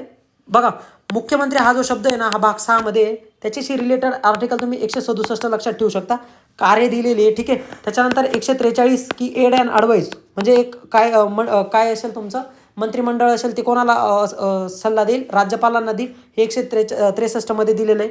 ही पण गोष्ट लक्षात ठेवायची आहे. त्याच्यानंतर राज्याचा निर्वाचन आयोग जो राहणार आहे, किंवा निवडणूक आयोग जो राहणार आहे, आयुक्त जे राहणार आहे ते कुठे दिलेले तुमच्या 243 मध्ये दिलेले आहे, आणि यांचे अपॉइंटमेंट करणार आहेत कोण, राज्यपाल. हे पण लक्षात राहू द्या, एक्स्ट्रा माहिती. ठीक आहे, त्याच्यानंतर बघा राज्याचा लोकसेवा आयोग आणि केंद्राचा लोकसेवा आयोग म्हणजे MPSC आणि UPSC. ठीक आहे, MPSC आणि UPSC हे तुम्हाला आर्टिकल 315 मध्ये दिसतं. त्याच्यानंतर महाधिवक्त्यांची निवड करण्याचा अधिकार कोणाकडे, तर राज्यपालाचं जर आर्टिकल लक्षात घ्यायला गेलं तर 152 पासून 161 पर्यंत ही गोष्ट लक्षात ठेवायची. ठीक आहे, त्याच्यानंतर पुढचा प्रश्न बघू आपण. पुढचा प्रश्न याच्याबद्दल देण्यात आला आहे. बघा ह्या प्रश्नाचं एक सांगेल मी तुम्हाला, 2023च्या ग्रुप बीच्या प्रीला पण होता हा प्रश्न, 2024च्या म्हणजे हा जो पेपर मी डिस्कस करतो इथं पण आहे, आणि 2024च्या ग्रुप C मेन्सला सुद्धा हा प्रश्न आलेला आहे. म्हणजे हा टॉपिक खूप इम्पॉर्टंट आहे, तर त्याच्याशी रिलेटेड सर्व माहिती मी इथं घ्यायचा प्रयत्न केलेला आहे. बघा उत्तर काय आहे ते नाही बघायचं आपल्याला. आता याच्यात आपण असं बघू की विधान परिषद काय आहे. बघा 169 जे आपल्या घटनेचा अनुच्छेद आहे याच्यानुसार आपण त्याची स्थापना किंवा रद्द करण्याचा जे प्रोव्हिजन आहे ते 169 मध्ये दिलेलं आहे. विधान परिषदेच्या म्हणतोय मी. मग संसद करू शकते साध्या बहुमताने. विधानसभेला करायचं असेल तर विशेष बहुमत प्राप्त करून तो अहवाल कोणाकडे सादर करावा लागतं, संसदेकडे. ते बिल म्हणायचे मला तुम्हाला. ठीक आहे, त्याच्यानंतर तिचं कंपोजिशन कसं असेल म्हणजे कशी असेल, रचना कशी असेल ते 171 मध्ये दिले. तर तिची रचना वरती बघू आपण. बघा 1/3 जे मेंबर राहणारे हे राज्याचे आमदार राहणारे जे कोणते तुमचे विधानसभेचे ते निवडून देतील. त्याच्यानंतर 1/3 जे सदस्य असणार हे कुठून निवडले जातील, स्थानिक प्राधिकरणांमधून. आणि 1/12 जे असतील ते पदवीधर मतदारसंघातून. नंतर 1/12 ते शिक्षक मतदारसंघातून. आणि 1/6 जे सदस्य असणार आहे ते कुठून, राज्यपाल यांना काय करणार आहेत, नॉमिनेट करणार आहेत. मग ते कोणते, साहित्य, विज्ञान, कला, सहकारी चळवळ आणि समाजसेवा या क्षेत्रातून. एवढ्या गोष्टी आपल्याला लक्षात ठेवायच्या आहे. त्याच्यानंतर बघा सर्वात जास्त विधान परिषदेची जी संख्या आहे मेंबरची ती 100 UPमध्ये. त्याच्यानंतर 78 आपल्या महाराष्ट्रात आहे. त्याच्यानंतर 75 कर्नाटका, 58 जी दिलेली ते आंध्र प्रदेश, आणि तेलंगामध्ये 40. एवढ्या गोष्टी लक्षात ठेवायच्या आहे. हा प्रश्न तुम्हाला यावर्षी ग्रुप C मेन्सला आला होता. म्हणजे त्याच्यानंतर बघा कुठे कुठे जे की इथं विचारलेलं आहे. बघा लक्षात कसं ठेवायचं, आंध्र प्रदेशच्या जवळ कोण आहे बॉर्डर, किंवा आंध्र प्रदेशमधून बाहेर तेलंगणा गेला, आंध्र प्रदेश तेलंगणाला लक्षात ठेवा. नंतर UPच्या जवळ बिहार आहे आणि महाराष्ट्राच्या जवळ कर्नाटक आहे, असं लक्षात ठेवू शकता. म्हणजे 6 राज्यांमध्ये द्विगृही विधिमंडळ आहे ते लक्षात ठेवू शकता. बाकी तुम्ही उत्तर काढू शकता मग कोणते. त्याच्यानंतर बघा 154 जे आर्टिकल आहे याच्याबद्दल विचारले. मी जसं की तुम्हाला सांगितलं 152 पासून 162. ठीक आहे, 161 सांगितलं गेलं. एवढे जेवढे पण प्रोव्हिजन आहे हे राज्यपालाशी रिलेटेड आहे. मुख्यमंत्र्याचं कोणतं आहे, एक 163 आणि 167. इथं मुख्यमंत्र्याचं काय काम राहील, तर त्याने काय करायचं आहे, राज्यपाल आणि मंत्रिमंडळाच्या मध्ये काम करायचं, म्हणजे त्यांची माहितीची देवाणघेवाण करायचं काम कोणी करायचं, मुख्यमंत्र्याचं. त्याच्यानंतर एक मंत्रिमंडळ असेल ते 163 मध्ये दिलेलं आहे, आणि ते कुठे जबाबदार राहील, तर विधानसभेत राहील. हे पण लक्षात राहू द्या, थोड्या माहिती. त्याच्यानंतर उच्च न्यायालयाचे जर न्यायाधीश बघायचं झालं तर त्यांचे आर्टिकल आपल्याला 214 ते 232 मध्ये बघायला मिळतात. ठीक आहे, ही गोष्ट लक्षात ठेवायची. त्याच्यानंतर विधानसभेचे सदस्यांचं जर बघायचं झालं, विधानसभेचे सभापती किंवा उपसभापती, ठीक आहे, यांचं जर आर्टिकल बघायचं झालं तर 178 आहे. ही पण गोष्ट आपल्याला लक्षात ठेवायची. त्याच्यानंतर बघा, जिल्हा न्यायाधीशांची नियुक्ती कोण करतं ते आपल्याला इम्पॉर्टंट नाही, त्यांची माहिती असेल आपल्याला की राज्यपाल करता. परंतु आपण बघू की जिल्हा न्यायाधीशांचं प्रोव्हिजन कुठे आहे, तर आर्टिकल 233 मध्ये ही प्रोव्हिजन दिलेली आहे. त्याच्यानंतर राज्याचा लोकसेवा आयोग किंवा UPSC हे कुठे दिलेलं आहे, 315 मध्ये दिलेलं आहे. राज्याचे मुख्यमंत्री 163 किंवा 167 दोन ठिकाणी सांगितलं मी तुम्हाला, आणि राज्यपाल 153 मध्ये दिलेले. एवढ्या सगळ्या गोष्टी लक्षात ठेवायच्या आहे. ठीक आहे, त्याच्यानंतर पुढे बघू पुढचा प्रश्न विचारला आहे की काय विचारलं यांनी बघा, अभिलेख न्यायालय किंवा कोर्ट ऑफ रेकॉर्ड कुठे असतं. कोर्ट ऑफ रेकॉर्ड जो जर बघायचं झालं तर 215 त्याचा आर्टिकल आहे. ठीक आहे, कोर्ट ऑफ रेकॉर्ड किंवा त्याला आपण काय म्हणू शकतो, कंटेम्प्ट ऑफ कोर्ट सुद्धा याच्याने होऊ शकतो, की जर आपण एखादा हायकोर्टचा डिसिजनच्या विरोधात हे केलं तर त्याला कंटेम्प्ट ऑफ, म्हणजे कोर्टाचा अवमान करत असू तर या आर्टिकलनुसार कोर्ट काय करू शकतो, कंटेम्प्ट ऑफ कोर्टनुसार कंटेम्प्ट ऑफ कोर्टची शिक्षा देऊ शकतो. ही गोष्ट लक्षात ठेवायची, बरोबर. त्याच्यानंतर बाकीचं बघू मग आपण. ठीक आहे, पहिले तर काय 216 मध्ये काय दिलेलं आहे, तर 216 मध्ये दिलेलं आहे की रचना कशी असेल बघा, एक चीफ जस्टिस आणि अदर जजेस असतील हायकोर्टामध्ये, मग ते कोण ठरवेल, राष्ट्रपती त्याची संख्या ठरवतील. ठीक आहे, म्हणजे लक्षात ठेवायचं इथं राज्यपाल किंवा स्टेट लेजिस्लेचर येणार नाही, तर काय एक चीफ जस्टिस असेल आणि बाकीचे ऑदर असतील, ते कोण डिटरमाइन करेल, राष्ट्रपती. ठीक आहे, नंतर 217 मध्ये न्यायमूर्ती दिलेले आहे. त्यांचं क्वालिफिकेशन बघायचं झालं तर त्यांनी 10 वर्षांची वकिली केली पाहिजे, वकिली केली गेली असली पाहिजे त्यांच्याकडून. ठीक आहे, ही एक गोष्ट माहिती पाहिजे. त्याच्यानंतर भारताचे सिटिझन पाहिजे. एवढ्या सगळ्या गोष्टी लक्षात ठेवायच्या आहे तुम्हाला. ठीक आहे, अशी त्यांची पात्रता देण्यात आलेली आहे. त्याच्यानंतर बघा, त्यांचं जे हे असेल 62 वर्षापर्यंत ते काय करू शकता, प्रॅक्टिस करू शकता. हे पण आपल्याला लक्षात ठेवायचं आहे. त्याच्यानंतर अजून लास्ट वन 218 आर्टिकल जे आहे ते सर्वोच्च न्यायालयासंबंधी हायकोर्टाचे रिलेशन कसे असतील किंवा उपसंबंध जे आहे त्याच्याशी रिलेटेड 218 आर्टिकल आहे. आता सायन्सचे प्रश्न बघायचे आपल्याला. बघा, आपल्याला उत्तर नाही बघायचं पण बॅकग्राऊंड डेटा जो मी तुम्हाला देतोय तो लक्षात ठेवायचा, आणि तोच तुम्हाला पेपरमध्ये हेल्प करणार आहे. यालाच प्रश्नपत्रिकांचं ॲनालिसिस किंवा रिव्हर्स इंजिनिअरिंग किंवा पोस्टमॉर्टम करणं, जे तुम्हाला काही म्हणायचं असेल ते म्हणू शकता तुम्ही. चला, सायन्सचे प्रश्न बघू आपण कोणकोणते. आता इथं विचारलेलं आहे प्लांटचं आणि शेवाळ दिलेलं आहे त्यांनी, आणि काय विचारलं आहे त्यांचं उदाहरणं दिलेलं आहे, त्यांना मॅच करायचं आहे. बघा, जर आपल्याला माहिती नसेल तर आन्सरपर्यंत कसं जायचं आहे. बघा, क्लोरोफिलमध्ये ग्रीन असतं हे एवढं तुम्हाला माहिती असेल, जसं की इथं सगळ्यांनी त्यांनी दिलं हिरवं, तपकिरी, लाल. तेच मी इथं खाली लिहिलेलं आहे. आपल्याला हे माहिती आहे की स्पायरोगायराचा कलर काय असतो, हिरवा असतो, एवढं माहिती आहे. जर तुम्ही तिथं गेलं तर तुमचं आन्सर निघतं आहे. पण बाकीचं आपण आता वेगळ्या गोष्टी याच्याशी रिलेटेड लक्षात ठेवायचा प्रयत्न करू. बघा, झॅन्थोस्पिल आणि हे मॅच करायचे होते. ठीक आहे, तुम्ही लक्षात राहू द्या की एखादं नेक्स्ट टाईम प्रश्न येऊ शकतो याच्यावर.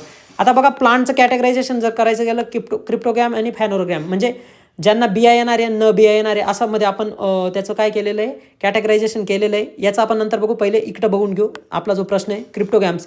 त्याचं परत आपण काय केलं आहे, त्यांना फुलं पण येत नाही, फळं पण येत नाही, हे लक्षात ठेवायचं. त्याच्यानंतर त्याचं बघा, क्रिप्टोग्रॅमचं परत आपण काय केलं आहे, अबीजपत्रीचं 3 मध्ये, एक थॅलोफायटा, ब्रायोफायटा आणि टेरिडोफायटामध्ये आपण त्याचं कॅटेगरायझेशन केलं आहे. आणि जे थॅलोफायटा आहे तेच आपले अल्गी आहेत, आणि तोच आपल्याला प्रश्न विचारलेला आहे. ठीक आहे, ह्या गटाबद्दल. मग याच्यात काय असतं बघा, हे खूपच अर्ली स्टेजेसचे आपले प्लांट्स आहेत. ठीक आहे, प्लांट्समध्ये की यांना काय मूळ, खोड काहीच नसतं, फक्त ते तुम्हाला असं थोडंसं स्ट्रक्चर दिसतं की पानासारखं स्ट्रक्चर, की तुमचं काय म्हणतं आहे की इनिशियल स्टेजेसचे जे प्लांट्स असतील ते थॅलोफायटामध्ये होतं. एक गोष्ट लक्षात ठेवायचे. नंतर ब्रायोफायटाबद्दल काय लक्षात ठेवायचं, उभयचर वनस्पती, म्हणजे काय, पहिल्या वनस्पती सपोज पाण्यात आल्या असतील आणि नंतर जमिनीवर, म्हणजे ज्या मधला पिरियड आहे की ज्या काय पाण्यात पण राहू शकत होते आणि जमिनीवर पण राहू शकत होते, त्यांना आपण उभयचर म्हणणार आहे. आणि उभयचर वनस्पती कोणत्या असतात, तर ब्रायोफायटा असतात. हे लक्षात ठेवायचं. हा प्रश्न येऊन गेलेला आहे, लक्षात ठेवायचं आहे ही माहिती. त्याच्यानंतर टेरिडोफायटा. ठीक आहे, ह्या थोड्याशा वेल डेव्हलप वनस्पती होत्या टेरिडोफायटा. त्याच्यात बघा, वस्क्युलर सिस्टीम जी होती ती फक्त टेरिडोफायटामध्ये होती आणि फॅनोरोगॅम्समध्ये होती. थॅलोफायटामध्ये आणि ब्रायोफायटामध्ये तुमचं काय नव्हतं, वस्क्युलर सिस्टीम ॲबसेंट होती, म्हणजेच ते नॉन वस्क्युलर होते, म्हणजे झायलम आणि फ्लोएम नावाचा काही प्रकार तुम्हाला तिथं दिसत नाही, एवढं लक्षात ठेवायचं आहे. आता बीजपत्रीचे परत 2 होता, मग काय होतं तुमचं क्रिप्टोगॅम्स नाही, जिम्नोस्पर्म आणि अँजिओस्पर्म. ठीक आहे, असे 2. हे काय तुमचं फुलं येणारे आणि हे पण काय तुमचे बाहेर फळं येणारे. ठीक आहे, अँजिओस्पर्म. मग याच्यात तुमचं काय मोनोकॉट, डायकॉट, परत 2 टाईप्स वाटतं, म्हणजे असं लक्षात ठेवायचं होतं. ठीक आहे, पुढच्या एका प्रश्नामध्ये मी तुम्हाला परत हा चार्ट लिहून देईल. इथं जे लक्षात ठेवायचं होतं ते थॅलोफायटाशी रिलेटेड लक्षात ठेवायचं होतं. पुढे बघा, आपल्याला प्लांटच्या हार्मोनबद्दल विचारलेलं आहे. आता आन्सर बघणं आपला मुळात उद्देश नाही आहे, तर काय करू आपण, ठीक आहे, तुम्हाला आन्सर लागत असेल तर मी थोडंसं अंडरलाईन करून देत जाईल, म्हणजे कसं आन्सर पण लक्षात ठेवा जर रिपीट झाला तर. ठीक आहे, दिलेलं आहे मी काही ठिकाणी मार्क केलेलं आहे, तुम्ही बघू शकता. ठीक आहे, चला पुढचा प्रश्न बघू आपण. थोडं लेक्चर लेंदी होईल, पण थोडीशी माहिती द्यायचा माझा जास्त प्रयत्न आहे की जेणेकरून आपल्याला ते एक्झाममध्ये कामात येतील. चला ऑक्झिनबद्दल बघू आपण. बघा, ऑक्झिन जो हार्मोन आहे त्याचं काम काय, पेशीची लांबी वाढवणे, मुळे व खोडाची वाढ, फळधारणा किंवा फळगळ टाळणे, हे काम जे आहे ते ऑक्झिनचं आहे. त्याच्यानंतर इथिलीन जे आन्सर आहे आपल्या या प्रश्नाचं, त्याचं काय, फळ पिकवणे, जखमेवर प्रतिक्रिया किंवा वृद्धत्व, म्हणजे जे पानं पडलेले आहे त्यांना काय करणं, थोडंसं म्हणजे हिरवे पान आहे ते पिवळ्या जो कलर होतो तो इथिलीनमुळे होतो, ही कुठली गोष्ट लक्षात ठेवायची. नंतर जिब्रेलिनचं काम बघा, खोडाची लांबी वाढवणे, बी व कळीचे अंकुरण करणे, नंतर फळाचा आकार वाढवणे, एवढे जे काम आहे ते कशाचे तुमचे जिब्रेलिनचे. त्याच्यानंतर सायटोकायनिनचे बघा काय काम आहेत, पेशीचे विभाजन, त्याच्यानंतर वृद्धत्व उशिरा. ओके, म्हणजे आपण याला काय म्हणतो, अँटी एजिंग हॉर्मोनसुद्धा म्हणू शकतो. अँटी एजिंग हॉर्मोन कोणता आहे, सायटोकायनिन, किंवा अंकुरणात चालना देणे. त्याच्यानंतर ॲस्कॉर्बिक ॲसिडमध्ये बघू, स्टोमाटा क्लोज करणे. स्टोमाटाबद्दल बघा प्रश्न आला होता एक, राज्यसेवा 2025च्या प्रीला. ठीक आहे, स्टोमाटा पोटॅशियमचा काहीतरी संबंध होता, बघू आपण ते नंतर. इथं लक्षात ठेवायचं आहे, सीड डॉर्मन्सी अन्न, स्टोमाटा क्लोज करणं, स्ट्रेस हार्मोनसुद्धा याला म्हटलं जातं. ठीक आहे, स्ट्रेस हार्मोन कोणत्या हार्मोनला म्हटलं जातं, तर लक्षात ठेवायचं आहे कोणत्या हार्मोनला, ॲस्कॉर्बिक ॲसिडला काय म्हटलं जातं, स्ट्रेस हार्मोन म्हणून सुद्धा म्हटलं जातं. चला पुढे आपण जो आपला रोग आणि त्यांचे विचारलं जातं याच्याबद्दल लक्षात ठेवायचं आहे. बघा, याची एक लिस्ट देणार आहे मी, ती लक्षात ठेवायची. हे पाठ करायचे तुम्हाला, भस्केंच्या बुकमध्ये, सचिन भस्के सरांच्या बुकमध्ये याचं सापडून जाईल, तर तिथं बघायचं याचा आन्सर. ठीक आहे, पुढे बघू आपण. लस बघा, काय विचारले, त्वचाच्या वरच्या थरेमध्ये कोणतं दिलं जातं, तर याचा आन्सर BCG हे आपल्याला माहिती आहे, परंतु आपण बाकीचं बघू. TT म्हणजे काय, टिटॅनस टॉक्सोकॉइड आहे, तो काय करतो, धनुर्वातपासून आपलं संरक्षण करत असतो, ते लक्षात ठेवायचं आहे. नंतर BCGचा फुल फॉर्म लक्षात ठेवायचा आहे, विचारला जाऊ शकतो, बॅसिलस कॅलेमेट ग्युरेरिन. आणि ही जी लस आहे ही आपण TBच्या विरोधात दिली जातो. TB हा काय बॅक्टेरियल रोग आहे, आणि तो कोणत्या बॅक्टेरियापासून होतो, तर मायक्रोबॅक्टेरियम ट्युबरॅक्लोसिस, हे लक्षात ठेवायचं आहे. नंतर जापलीस इन्सेफलायटिस आणि येलो फिवर हे व्हायरल रोग आहेत, हे पण लक्षात ठेवायचं आहे आपल्याला. पुढे बघू आपण पुढचा प्रश्न. हा थोडा आउट ऑफ द प्रश्न विचारला आहे, पण आपण लक्षात ठेवू की कोणती पिशवी कशासाठी वापरली जातं. बघा, प्लास्टिक वेस्टसाठी लाल पिशवी, त्याच्यानंतर काचेच्या वस्तूंसाठी निळी पिशवी. ठीक आहे, याचं जे आन्सर आहे ते पिवळी पिशवी आहे, आणि सुया आणि ब्लड ठेवण्यासाठी पांढरी पिशवी वापरली जाऊ शकते, हे आपल्याला लक्षात ठेवायचं आहे. नंतर जर ब्लॅक कलर असेल तर हजारजळ वेस्ट असतं त्याच्यात, नंतर ग्रीन असेल तर बायोडिग्रेडेबल वेस्ट असतं, एवढी गोष्ट पण आपण लक्षात ठेवायची.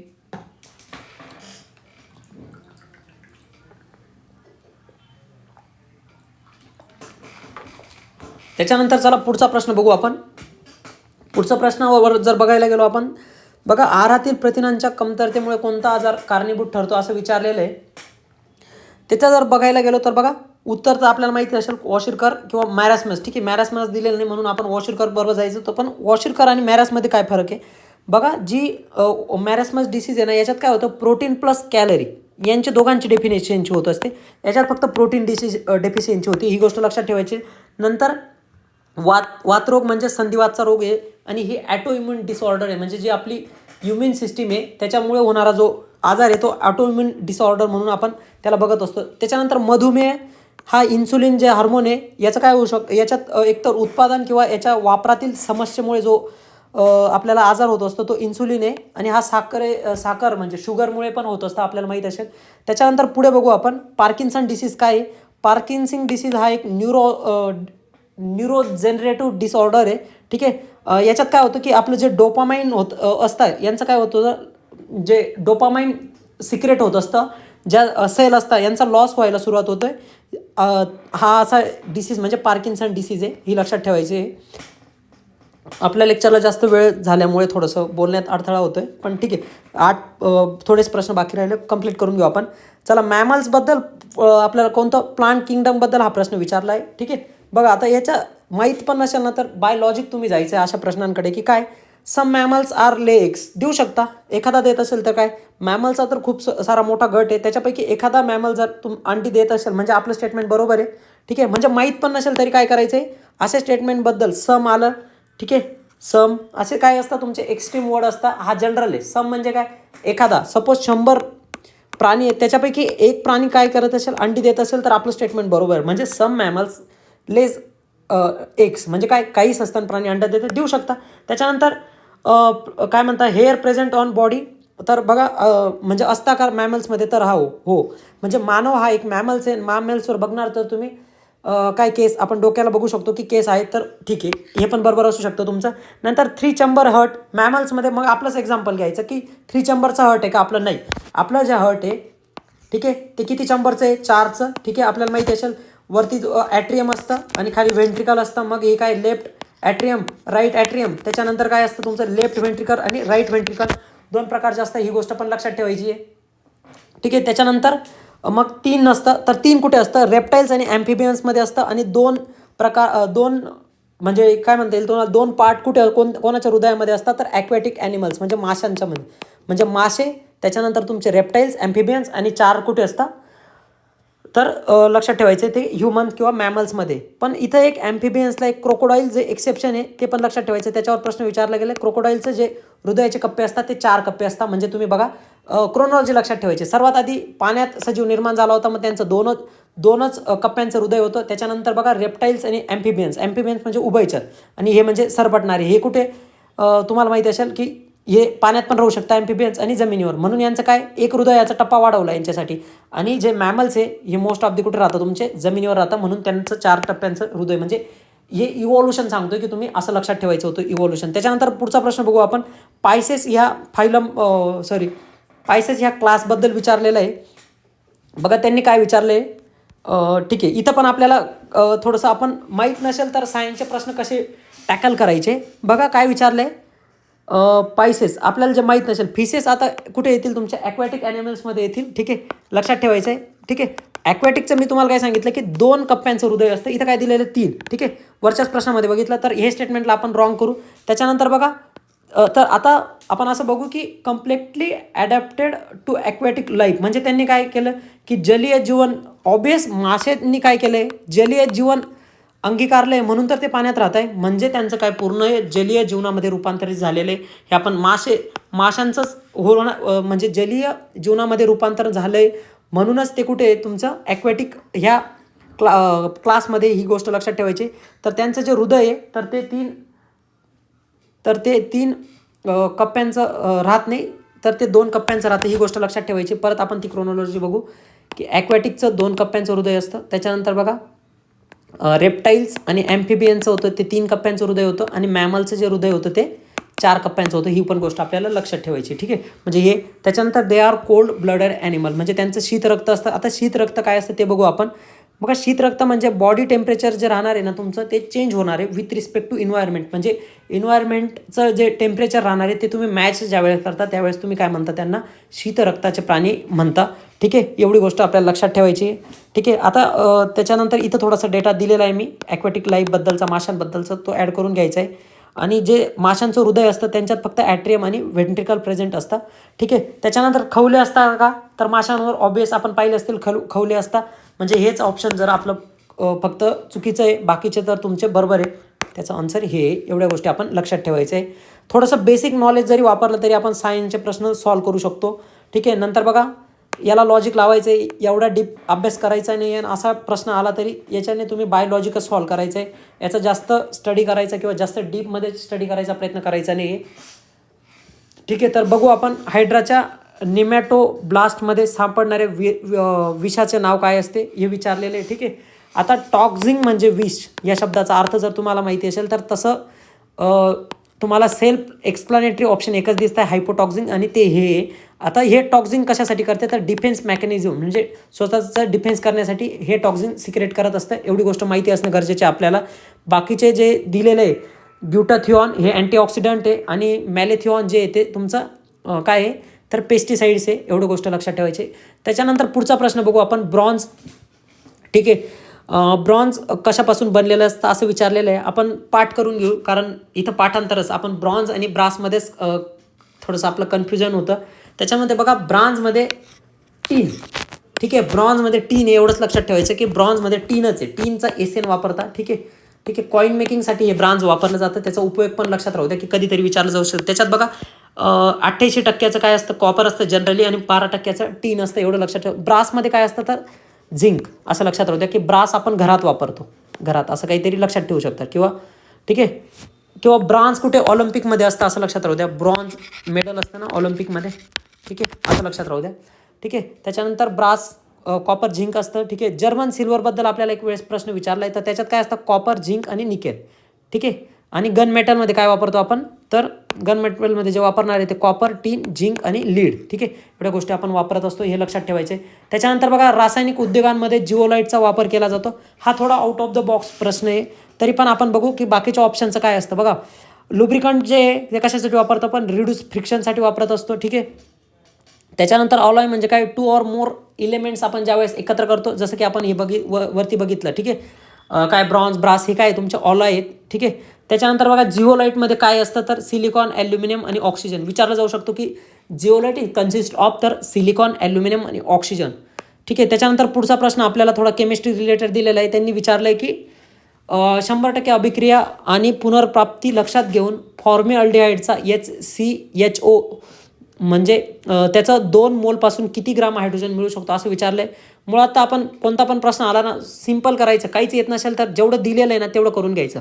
बघा 2 काय दिलेले तुमच्या हायड्रोजनचे हे दिलेले मॉलिक्यूल दिलेले. त्याच्यानंतर काय केलेलं आहे एक मॉलिक्यूल कसला दिला आहे तुम्हाला ऑक्सिजनचा दिलेला आहे आणि एक कसला दिला आहे कार्बनचा दिला आहे. ठीक आहे, एवढं दिलेलं आहे तर यांचे जर तुम्ही टोटल यांचं बेरीज करणार म्हणजे बे एक काय होणार आहे बे त्यांचं 16 आणि 12 12. ठीक आहे, यांचे टोटल काय होणार आहे 30 यांची व्हॅल्यू येते. ही गोष्ट लक्षात ठेवायची.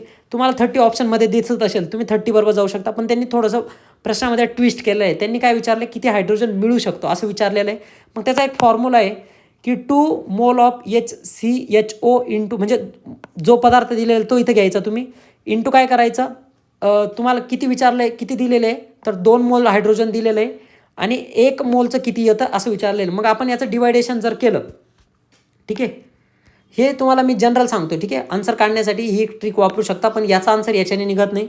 तर ह्या फॉर्म्युला तुम्ही इथं वापरायचा आहे HCHO अपॉन 1 HCHO. ठीक आहे, म्हणजे काय होईल तुमचं एक HCO कॅन्सल होणार आहे सॉरी HCO कॅन्सल होणार आहे 2 तासाच अवेलेबल राहणार आहे तुमचा आणि इकडचं काय राहणार आहे तुमचं 2 मोलचे H म्हणजे 2 × 2 तुमचा 4 येणार आहे. तेच तुमचं ह्या प्रश्नाचं आन्सर आहे आयोगाच्या प्रमाणे. ठीक आहे, ती गोष्ट लक्षात ठेवायची. त्याच्यानंतर बघा हा थोडा जनरल टाईपचा प्रश्न विचारला आहे तुम्हाला आला पाहिजे. हा त्यांनी विचारलं की सोलर PV चुकी बरोबर विचारलं आहे आणि वेगळा पॅटर्न आहे. हा असा पॅटर्न आपण कधी बघत नाही. असं थोडंसं इंग्लिश लँग्वेजमध्ये हा पॅटर्न दिसतो आपल्याला पण ठीक आहे. आता इथं विचारलेलं आहे बघा काय विचारलं आहे सोलर PV तंत्रज्ञानामध्ये सूर्यापासून उत्सर्जित ऊर्जेचे सरळ विद्युत ऊर्जेत रूपांतर होते असं विचारलं आहे. ठीक आहे, त्याच्यानंतर जर बघायला गेलो आपण तर ठीक आहे असं तर होतं बघा PV सेल वापरले जातं त्याच्याने काय केलं जातं डायरेक्ट इलेक्ट्रिकल एनर्जीमध्ये त्यांचं रूपांतर केलं जातं. त्याच्यानंतर बघा सोलर औष्णिक तंत्रज्ञानामध्ये सूर्यापासून उत्सर्जित ऊर्जेचं रूपांतर ऊर्जेचे उष्णता ऊर्जेत रूपांतर केलं जातं. तर हो काय केलं जातं तिथं बघा पाण्याच्या वाफ म्हणजे जर आपण कुकर बघू प्रेशर कुकर. ठीक आहे, त्याच्यात काय करतो आपण पाणी टाकलेलं असतं ते पाण्याची वाफ होते. ठीक आहे, म्हणजे उष्णता ऊर्जेत इथं पण रूपांतर केलं जातं. म्हणजे हे दोघं स्टेटमेंट तर बरोबर आहे. आपल्याला 2 ऑप्शनचे ऑप्शन दिसत आहे. ठीक आहे, आता लास्ट काय विचारलेलं आहे जैविक पदार्थांमध्ये फक्त नायट्रोजन असतो तर असं नसतं बाकीचे पण गॅसेस असतात. आता ते बाकीचे गॅसेस कोणते असतात तर फॉस्फरस असतो सल्फर असतो. एवढ्या गोष्टी लक्षात ठेवायच्या म्हणजे लास्टचं स्टेटमेंट तुमचं रॉंग आहे बाकीचे बरोबर आहे एवढी गोष्ट लक्षात ठेवायची. ठीक आहे, त्याच्यानंतर पुढचा प्रश्न बघू आपण. ठीक आहे, पुढे प्रश्न दिलेला आहे की what kind of waves are produce in a cylinder containing a liquid by moving its piston back and forth. म्हणजे पिस्टन मागे पुढे होतं तर त्याच्यामुळे कोणत्या वेव्ह निर्माण होतं असं विचारलं आहे. आता बघा काय होतं इथं ज्यावेळेस पिस्टन मागे पुढे होतं ना मित्रांनो त्यावेळेस हाय प्रेशर आणि लो प्रेशरचं क्षेत्र तिथं निर्माण होत असतं आणि ज्यावेळेस हे क्षेत्र निर्माण होतं ना, हेच तुमचं काय करतं, मेकॅनिकल वेव्ज काय म्हणता तयार व्हायला मदत करत असतं. आणि ज्या मेकॅनिकल वेव्ज असतात त्या तुमच्या पॅरलल टू काय असतं, वेव्ह ऑफ प्रोपोगेशन असतात. म्हणून तुमचं जे उत्तर येणार हे काय होणार आहे, लॉंगिट्युडनल. आता थोडंसं आपण यांच्याबद्दल बघून घेऊ. लॉंगिट्युडनल वेव्ह कशा लक्षात ठेवायचं तुम्ही, पॅरलल. हा एल आणि हा इथं लक्षात ठेवायचं की लॉंगिट्यूड ह्या वेव्ह ह्या नेहमी पॅरलली वेव्ह ऑफ प्रोपोगेशनला ट्रॅव्हल करता आणि ज्या ट्रान्सफर वेव्ज आहे ह्या perpendicular to the wave of propagation, ह्या टीला उलटं करून टाकायचं. ठीक आहे, परपेंडिक्युलर झाला, हा एल इथं करायचा आहे. म्हणजे लक्षात ठेवायची या गोष्टी की लॉंगिट्युडनल ज्या वेव्ह राहणार आहे पॅरलल ट्रॅव्हल करता आणि ट्रान्सफर वेव्ह या परपेंडिक्युलर ट्रॅव्हल करता, एवढी गोष्ट लक्षात ठेवायची. त्याच्यानंतर शेवटचा प्रश्न बघू सायन्सचा. याच्यानंतर सीसॅटचे प्रश्न आहे. तर शेवटचा प्रश्न आपल्याला विचारला होता की व्हिजिबल रेंज काय असते, उत्तर तुम्हाला माहिती असेल. पण आता थोडंसं गोष्टी लक्षात ठेवा आपण. बघा ट्रिक कशी लक्षात ठेवायची, गाडी XUV इन माय रेंज असं लक्षात ठेवायचं आहे तुम्ही. ठीक आहे, असंच लक्षात ठेवायचं आहे. त्याच्यानंतर त्यांची रेंज कोणती, यांचीच रेंज लक्षात ठेवायची. 400 700 कसली आहे तुमची व्हिजिबल रेंज आहे. लॉंगेस्ट कसली असते तर रेडिओ वेव्हची असते आणि शॉर्टेज कसली असते तर गॅमासची असते. एवढ्या 3 गोष्टी तुम्ही लक्षात ठेवायच्या आहे. बाकी गोष्टी लक्षात ठेवल्या नाही याच्याशी रिलेटेड तरी चालणार आहे. आपण PYQचं ॲनालिसिस करतो आहे, याचा अर्थ सर्वच डेटा घ्यायचा आहे का तर नाही. जेवढा रिलेव्हंट डेटा आहे किंवा जिथं जास्त प्रोबॅबिलिटी आहे क्वेश्चन फ्रेम व्हायची तेवढाच डेटा आपण घ्यायचा प्रयत्न करायचा आहे. आणि तो डेटा मी तुम्हाला सांगतो आहे कोणता घ्यायचा आहे. तर स्मॉलेस्ट जी राहणार आहे ती गॅमा आणि लॉंगेस्ट जी राहणार आहे ती रेडिओ वेव्हची वेवलेंथ राहणार आहे. आता वेवलेंथ आणि फ्रिक्वेन्सीचं काय असतं तर हे एकमेकांशी काय असतं, इन्व्हर्सली प्रोपोर्शनल असतात. ज्यावेळेस तुमची वेवलेंथ जास्त असते त्यावेळेस काय होणार आहे, तुमची ऊर्जा कमी होणार आहे म्हणजेच फ्रिक्वेन्सी कमी राहणार आहे. ज्यावेळेस फ्रिक्वेन्सी जास्त राहणार आहे त्यावेळेस तुमची ऊर्जा जास्त असणार आहे म्हणजेच वेवलेंथ कमी असणार आहे. त्याच्यानंतर बघा व्हिजिबल रेंज आपण जर बघायला गेलो प्रिझमची तर VIBGYOR सर्वात जास्त वेवलेंथ रेडची असते. ठीक आहे, आणि सर्वात कमी व्हायोलेटची असते. ही गोष्ट लक्षात ठेवायची. आणि तोच कलर आपल्याला आकाशात दिसतो ते कारण आपल्याला व्हिजिबल रेंजचं बघायला मिळतं. ठीक आहे, बाकीच्यांचं आपण परत एका लेक्चरमध्ये बघणार आहे. आता इथून पुढे सीसॅटचा प्रश्न आहे. सीसॅटमध्ये बघा आपण काय बघू की टॉपिक कोणकोणते इम्पॉर्टंट आहे किंवा जाऊ दे सीसॅटचं काय करू आपण डायरेक्ट सॉल्व करू लाईव्ह त्यावेळेस सीसॅट बघू. तर बघा अशा प्रकारे आपण सर्व क्वेश्चन पेपर 5 वर्षाच्या 2020 ते 24पर्यंत सर्व प्रश्न पत्रिकांचा ॲनालिसिस आपण असं करणार आहे. तुम्हाला असा व्हिडिओ आवडत असेल तर मला कमेंटमध्ये तुम्ही सांगू शकता. आपण लगेच दुसऱ्या क्वेश्चन पेपरचं ॲनालिसिस अपलोड करू. धन्यवाद.